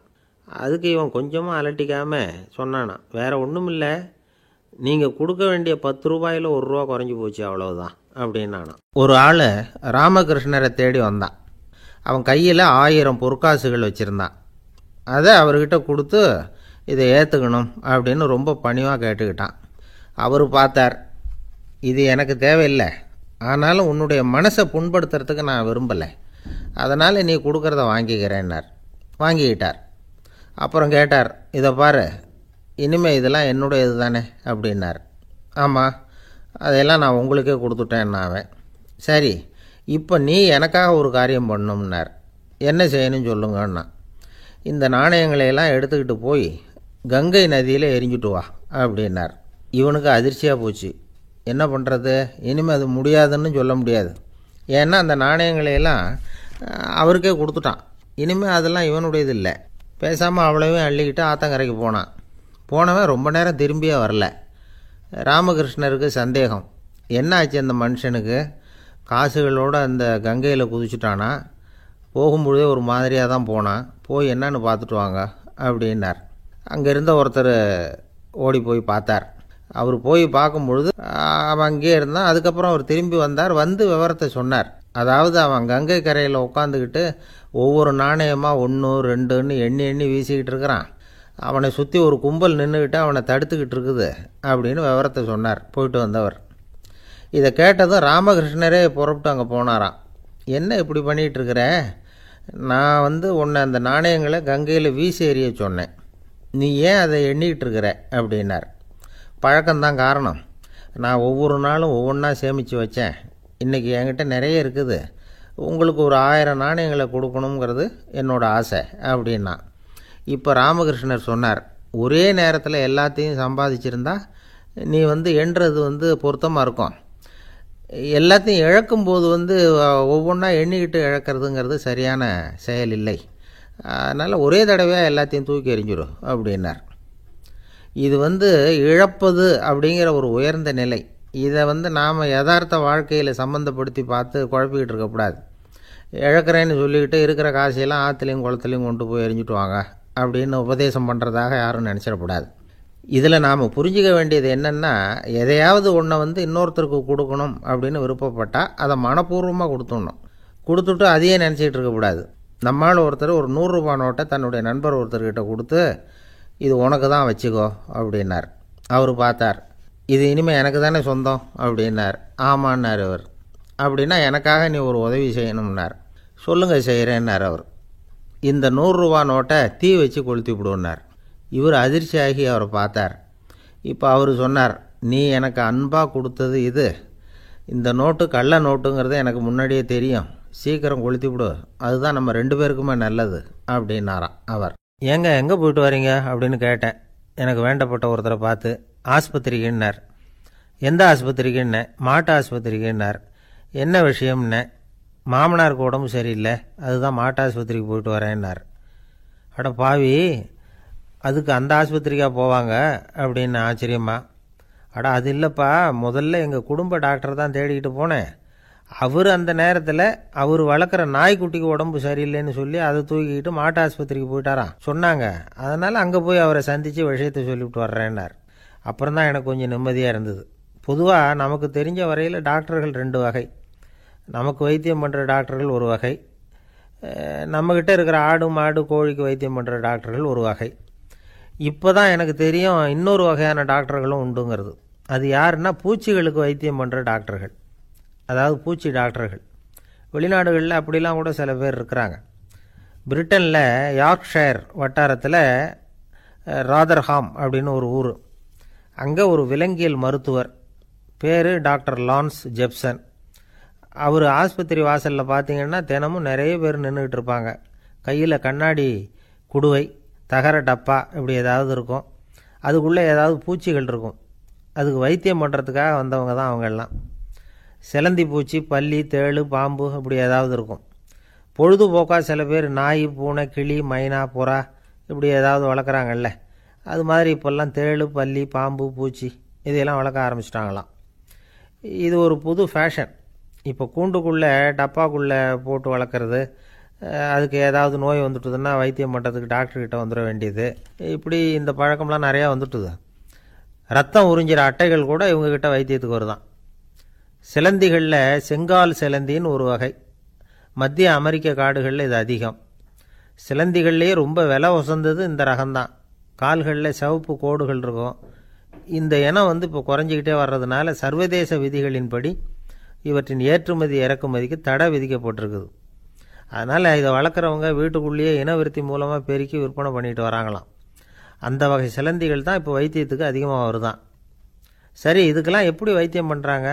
முதல்ல அதை குளிர்பதன பெட்டியின் வழுவழுப்பான சுவரில் விட்ட உடனே அதெல்லாம் மெதுவாக இறங்கி வரும். அப்போ அதன் நோயை கண்டுபிடிக்கிறது சுலபம். அப்புறம் அதுக்கு கிருமிகளை கொல்லக்கூடிய மருந்துகளையோ வலி நிவாரண மருந்துகளையோ கொடுப்பாங்க. கால் உடைஞ்ச சிலந்திகளுக்கு பசையை கொண்டு ஆப்ரேஷன் பண்ணுவாங்க. சில சிலந்திகளுக்கு உடைஞ்ச காலை எடுத்துட்டா புதிய கால் வளர்ந்துடும். சிலந்திகளை மனிதர்கள் கையில் எடுக்கிறப்போ அது பயந்து போய் கீழே குதிக்குது. அதனால் கால் உடஞ்சி விடுது, இல்லைன்னா வயிறு சேதமடையுது. அந்த நிலைமையில் வர்ற சிலந்திகளுக்கு மயக்க மருந்து கொடுத்து ஆப்ரேஷன்லாம் கூட பண்ணுறாங்களாம். பார்த்தீங்களா பூச்சிகளுக்கு வந்த வாழ்வே. நம்ம ஊர்லேயும் வீடுகளில் பூச்சிகள் வளர்க்குறது உண்டு. ஒருத்தர் வந்தார், எனக்கு 3000 கரப்பாம்பூச்சி அவசரமாக தேவைப்படுது, எங்கே கிடைக்கும்னு கேட்டார். கரப்பாம்பூச்சியா, அது என்னத்துக்குன்னு கேட்டோம். அது வேறு ஒன்றும் இல்லை, நான் குடியிருக்கிற வாடகை வீட்டை காலி பண்ண போகிறேன். வீட்டு சொந்தக்காரர் என்ன சொல்கிறாருன்னா, இந்த வீட்டுக்கு நான் குடி வந்தப்போ எப்படி இருந்ததோ அதே நிலைமையில் விட்டுட்டு போகணும்னு வீட்டுக்காரர் சொல்லியிருக்கிறார், அதனால தான் கேட்டேன் அப்படின்னார். ஒரு தந்தை தன்னோட பிள்ளைய ரொம்ப தைரியசாலியாக வளர்க்கணும்னு ஆசைப்பட்டார். அதுக்காக அவனை கூப்பிட்டு உட்கார வச்சு இப்படி உபதேசம் பண்ணார். இதை பாருப்பா, நான் உன்னாட்டம் இருக்கிறப்போலாம் எதுக்கும் பயப்பட மாட்டேன், ரொம்ப துணிச்சலாக இருப்பேன். ஒரு நாள் ஒரு அப்பாவி எலியை ஒரு பூனை துரத்திட்டு ஓடிச்சு. நான் உடனே என்ன செஞ்சேன் தெரியுமா? அந்த பூனையை பிடிச்சேன், அது வாலில் ஒரு பட்டாசு சரத்தை கட்டினேன், கொளுத்தி விட்டேன். படபடன்னு வெடிக்க ஆரம்பிச்சுட்டுது. அது துள்ளிக்கிட்டு அங்கேயும் இங்கேயும் ஓடி இருக்கு பாரு ஓட்டம், ரொம்ப தமாஷு அப்படின்னார் அப்பா. இப்படி சொல்லிவிட்டு பையனை பார்த்து, இதை கேட்குறதுக்கு உனக்கும் துணிச்சல் வருதா? நான் என்னுடைய செயலை நீ கேட்குறப்போ உனக்கு துணிச்சல் வருதா அப்படின்னு கேட்டார். வருதுன்னா பையன். எப்படின்னா அப்படிங்கிற விவரத்தையும் சொன்னான் அவன். அதாவது எலியை விரட்டினத்துக்காக பூனை வாலில் பட்டாசு கொளுத்துனீங்க நீங்கள், பூனையை விரட்டினத்துக்காக உங்கள் கழுத்தில் பட்டாசு சரத்தை மாட்டினா என்னென்னு தோணுது எனக்கு அப்படின்னு நான் பையன். பையனோட துணிச்சல் அப்பாவே நடுங்க வச்சுட்டுது. அது சரி, ஒரு அப்பா பிள்ளைக்கு இப்படியா உபதேசம் பண்ணுறது? எல்லாருக்கிட்டையும் அன்பாக பழகிறது எப்படி அப்படின்னு சொல்லி கொடுக்கணும். பிஞ்சு உள்ளங்களில் நஞ்சை தூவலாமா? ஒரு நாள் விநாயகர் ஒரு பூனையோடு விளையாடிக்கிட்டு இருந்தாராம். அப்படி ஆசையாக விளையாடிக்கிட்டு இருந்தப்போ அவரோட கை நகம் தவறுதெல்லாம் பூனையோட முகத்தில் பட்டுட்டு தான். அது ஒரு சின்ன கீறலை உண்டாகி விட்டுது.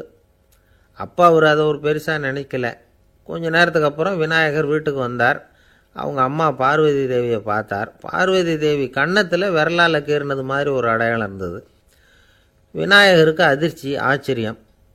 நம்ம அம்மா இந்த உலகத்துக்கே தாயார், அப்பேற்பட்ட அவங்க முகத்திலேயே கீறலை உண்டாக்கக்கூடியவங்க யாராக இருக்க முடியும் அப்படின்னு யோசனை பண்ணார். தாயே, உன்னுடைய கன்னத்தில் இந்த வடு எப்படிம்மா ஏற்பட்டதுன்னு கேட்டார். குழந்தாய், இது நீ செஞ்ச காரியம்தான்ப்பா, உன்னுடைய கை நகம் கீறினதுனால ஏற்பட்ட வடு தான் இது அப்படின்னாங்க அவங்க. விநாயகர் திடுக்கிட்டு போட்டார். எப்படிம்மா அது? நான் எந்த காலத்துலேயும் ஒன்று அப்படி கீறினதாக எனக்கு நினைவு இல்லையே அப்படின்னார். இன்னைக்கு காலையில் ஒரு பூனையை கீறினதை நீ மறந்துட்டியா அப்படின்னாங்க அந்த அம்மா. விநாயகர் திகைச்சு போய் நின்னார். பார்வதி தேவி சொன்னாங்க, இதை பார்ப்பா, இந்த உலகத்தில் இருக்கக்கூடிய எல்லா உயிர்கள்லேயும் நான் இருக்கிறேன், நான் தான் இந்த உலகமாக ஆகியிருக்கிறேன். ஆகையினால நீ யாரை துன்புறுத்தினாலும் அது உண்மையிலேயே என்ன துன்புறுத்தினதாக தான் முடியும் அப்படின்னாங்க. விநாயகர் மனசுக்குள்ளே ஒரு வெளிச்சம் ஏற்பட்டு தான். அதுக்கப்புறம் அவர் யாரையுமே கல்யாணம் பண்ணிக்காததுக்கு அதுதான் காரணமாக. இந்த உலகத்தில் எல்லாரையும், இங்கே இருக்கிற எல்லாத்தையும் தாயின் வடிவமாக அவர் பார்க்க ஆரம்பிச்சிட்டாராம். குருதேவர் ராமகிருஷ்ணர் இந்த கதையை எடுத்து சொல்லியிருக்கிறார். நபிகள் நாயகம் ஒரு தடவை ஒரு நாற்காலியில் உட்காந்து என்னமோ யோசனை பண்ணிகிட்டு இருந்திருக்கிறார். அப்போ அவரோட உடையில் ஒரு கீழ்ப்பகுதி தரையில் படிஞ்சு கிடந்திருக்குது. அங்கே விளையாடிக்கிட்டு இருந்த ஒரு பூனை அது மேலே வந்து படுத்து தூங்கி போச்சு. தொழுகை செய்ய வேண்டிய நேரம் வந்துட்டது. நபிகள் நாயகம் எழுந்திருக்க பார்த்தார். அப்போ தான் பூனை தன்னோட உடை மேலே படுத்து தூங்கிட்டு இருக்கிறது கண்ணில் படுது. பூனையோட தூக்கத்தை கலைக்க விரும்பல. அவர் தன்னுடைய சகோதரியை கூப்பிட்டார். ஒரு கத்திரிக்கோல் எடுத்துகிட்டு வர சொன்னார். பூனை படுத்திருந்த உடைப்பகுதி மட்டும் இருக்குல்ல, அதை மட்டும் அதோட கத்திரிச்சு விட்டுட்டு அதுக்கப்புறம் அவர் எழுந்திரிச்சு தொழுகைக்கு போனாராம். அதாவது பிற உயிர்கள்கிட்ட எப்படி அன்பு காட்டணுங்கிறத பெரியவங்க எவ்வளவோ விதத்தில் நமக்கு எடுத்து காட்டியிருக்கிறாங்க. இருந்தாலும் எத்தனை பேர் மனசில் அதெல்லாம் உரைச்சிருக்குது. நாமளும் நம்ம ட்ரெஸ்ஸு மேலே ஒரு பூனை படுத்திருந்தா ஒரு கத்திரிக்கோலை தான் தேடுவோம், எடுத்துக்கிட்டு வர சொல்லுவோம். துணியை வெட்டுறதுக்கு பதிலாக இல்லை அதோட வாழை வெட்டினா என்ன அப்படின்னு தோணும். ஒரு ஆள் ரொம்ப பிரியமாக ஒரு பூனையை ஆற்றுல குளிப்பாட்டிக்கிட்டு இருந்தானா. எப்படி? அந்த பூனையை ஆற்று தண்ணியில் அமுக்கி அமுக்கி குளிப்பாட்டிக்கிட்டு இருக்கிறான். அந்த வழியாக போன பெரியவர் ஒருத்தர் இதை பார்த்தார். இதை பார்ப்பா, பூனையை அது மாதிரி ஆற்று தண்ணியில் அமுக்கி குளிப்பாட்டாத, மூச்சு திணறி செத்து போடும் அப்படின்னு அட்வைஸ் பண்ணார். நீ போய் அவன் வேலையை பார்த்துக்கிட்டு, எனக்கு எல்லாம் தெரியும்னா இவன். சரின்னு அவர் போயிட்டார். கொஞ்ச நேரம் கழித்து அவரே அந்த வழியாக திரும்பி வந்துக்கிட்டு இருந்தார்.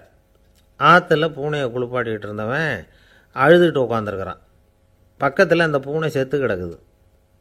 இதை பார்த்தார் பெரியவர். நான் தான் அப்போவே சொன்னேனே அந்த பூனையை ஆற்றுல நினைக்காதேன்னு, அதை கேட்டிருந்தா இப்படி ஆயிருக்குமா அப்படின்னார். அந்த ஆள் கோபமாக இவரை முறைச்சி பார்த்தான். அட போய்யா, இந்த பூனை ஆற்றுல குளித்ததுனால ஒன்றும் செத்து போகல, குளித்ததுக்கப்புறம் அதோட உடம்பு ஈரமாக இருக்குதுன்னு அதை புழிஞ்சேன், அதனால தான் இப்படி ஆயிட்டுது அப்படின்னு நானா. உலகத்தில் எது எதுக்கும் ஆராய்ச்சி கூடங்கள் இருக்குதுல்ல, அது மாதிரி தூக்கத்தை பற்றி ஆராய்ச்சி பண்ணுறதுக்கு ஒரு ஆராய்ச்சி கூடம் இருக்குது. அப்படி ஆராய்ச்சி பண்ணணும்னா அதுக்கு மூழ்கிக்கிட்டு இருக்கணும்ல. அதனால தான் அந்த ஆராய்ச்சி கூடம் இங்கே இல்லை. அமெரிக்காவில் பாஸ்டன் பல்கலைக்கழக மருத்துவமனையில் அது இருக்குது. அங்கே தூக்கத்தை பற்றி பல விதமான ஆராய்ச்சிகள் பண்ணிகிட்டு இருக்கிறாங்க. அந்த ஆராய்ச்சி கூடத்தில் இயக்குனராக இருக்கிற ஒரு நிபுணர் அவர் என்ன சொல்கிறார் தெரியுமா? உங்களுக்கு தூக்கம் வரலையா, நீங்கள் நல்லா தூங்கிறதுக்கு தாராளமாக சில யோசனைகளை என்னால் சொல்ல முடியும் அப்படிங்கிறார். யோசனை தானே, காசா பணமாக கேட்டு வச்சுக்கலாமே. உணவு, மனநிலை, தூங்கும் இடத்தோட சூழ்நிலை, படுக்கைக்கு செல்கிறப்போ உள்ள பழக்க வழக்கங்கள், இது காரணமாக ஒருத்தருக்கு தூக்கம் வராமல் போகலாம். தூக்கம் வராததுக்கு இதுதான் காரணம்னா அதையெல்லாம் சுலபமாக கட்டுப்படுத்தலாங்கிறார் அவர். தூக்கத்தை வரவழைக்கக்கூடிய ஒரு நல்ல மருந்து உடற்பயிற்சி. ஆனால் ஒன்று, படுக்க போகிற நேரத்தில் இது மாதிரி உடற்பயிற்சிகள் எல்லாம் செய்யக்கூடாது. கொஞ்சம் முன்னாடி பகல்லையே இந்த பயிற்சிகளை செய்கிறது நல்லது. தூக்கம் வராமல் அவதிப்படுறவங்க பிற்பகல் நேரங்களில் காஃபி, டீ இது மாதிரி பானங்களை சாப்பிடக்கூடாது. மது அருந்துறது கூட தூக்கத்தை பாதிக்கும். வெது வெதுப்பான நீரில் குளிக்கிறது, தியானத்தில் ஈடுபடுறது, ஓய்வாக இருக்கிறது, படுக்கிறது, அதாவது படுக்கிறதுக்கு முன்னாடி ஒரு குவளை பால் சாப்பிட்றது, இதெல்லாம் தூக்கத்தை வரவழைக்கிறது ரொம்ப உதவியாக இருக்கும். இன்னொரு விஷயம் என்னென்னா, தூங்கி ஆகணுமேங்கிற கவலை வேண்டியதில்லை. அப்படி நினச்சி கவலைப்படுறதை விட்டுடணும். தூக்கம் வரலையா, உடனே படுக்கையை விட்டு எழுந்திரிக்க வேண்டியது. வெளியில் வாங்க, வேறு ஏதாவது வேலையில் ஈடுபடுங்க, கொஞ்சம் நேரம் உலாவுங்க, அல்லது ஏதாவது ஒரு புஸ்தகத்தை எடுத்து படிங்க. களைப்பு ஏற்பட்டால் மறுபடியும் படுக்கைக்கு போங்க. தூக்கம் தானே வந்துடும். ஒரு விஷயத்தை மட்டும் நல்லா ஞாபகத்தில் வச்சுக்கணும். படுக்கைக்கு போகிறப்போ உங்கள் மற்ற எல்லா பிரச்சனைகளையும் மறந்துடணும். அது எப்படி சார் முடியும்? அந்த நேரம் தானே எல்லா பிரச்சனையும் வரிசையாக ஞாபகத்துக்கு வருது அப்படின்னு நாம் நினைக்கலாம். ஆனால் பழக்கத்தில் அதை நாம் மாற்றிக்க முடியும். கொஞ்சம் முயற்சி பண்ணணும், அவ்வளோதான். இது எல்லாமே ஆராய்ச்சி பண்ணி பார்த்துட்டு அந்த நிபுணர் சொல்கிற கருத்து தான். இன்னொரு விஷயமும் அவர் சொல்கிறார். அது என்னென்னா, உடல் கோளாறு காரணமாக தூக்கம் வராமல் அவதிப்படுறவங்களுக்கெல்லாம் இந்த யோசனைகள் சரியாக வராது அப்படிங்கிறார். அதுக்கெல்லாம் மருத்துவ சிகிச்சை கொடுத்து தான் சரி பண்ணணும். சில பேருக்கு நடு ராத்திரியில் மூச்சு திணறல் ஏற்பட்டு தூக்கம் வராமல் போயிடும்.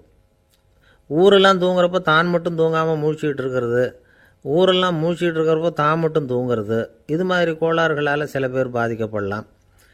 கால் தசை முறுக்கிக்கிறதுனால சில பேருக்கு அடிக்கடி விழிப்பு வரலாம். மன அழற்சி காரணமாக சில பேருக்கு தூக்கம் வராது. இது மாதிரி கோளாறுகளுக்கெல்லாம் அதுக்கு தகுந்த மாதிரி சிகிச்சை கொடுத்து தான் சரி பண்ண வேண்டியிருக்கும். எந்த கோளாறும் இல்லாமல் தூக்கம் வரலைன்னா ஆரம்பத்தில் சொன்ன முறைகளை கடைப்பிடிச்சி பார்க்கலாம்.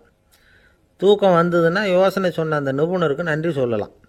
ஒருத்தர் ஏன் சார் பஸ்ஸில் தூங்குறது கெட்ட பழக்கமானு கேட்டார்.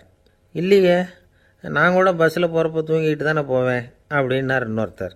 அப்புறம் ஏன் என்ன டிரைவர் வேலை வேணாம்னு வீட்டுக்கு அனுப்பி வச்சுட்டாங்க அப்படின்னாராம் அவர். ஒருத்தரை பார்த்து உன்னுடைய நண்பர்கள் யார் அப்படின்னு ஒரு கேள்வி கேட்டு பாருங்க, கொஞ்சம் யோசித்து பதில் சொல்லுவாங்க. அவங்கக்கிட்டேயே உன்னுடைய எதிரிகள் யார் அப்படின்னு கேளுங்க, கடகடன்னு ஒப்பிச்சிருவாங்க.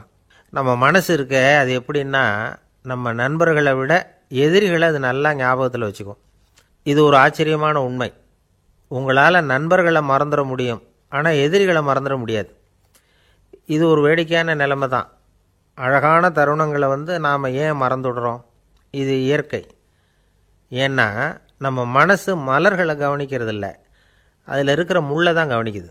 தன்னை காயப்படுத்துகிற எதையும் அது உடனே கண்டுகொள்ளுது. ஒரு தெளிந்த சிந்தனை உடைய மனசு மிக அழகாக உள்ள எல்லாத்தையும் கவனிக்கும்.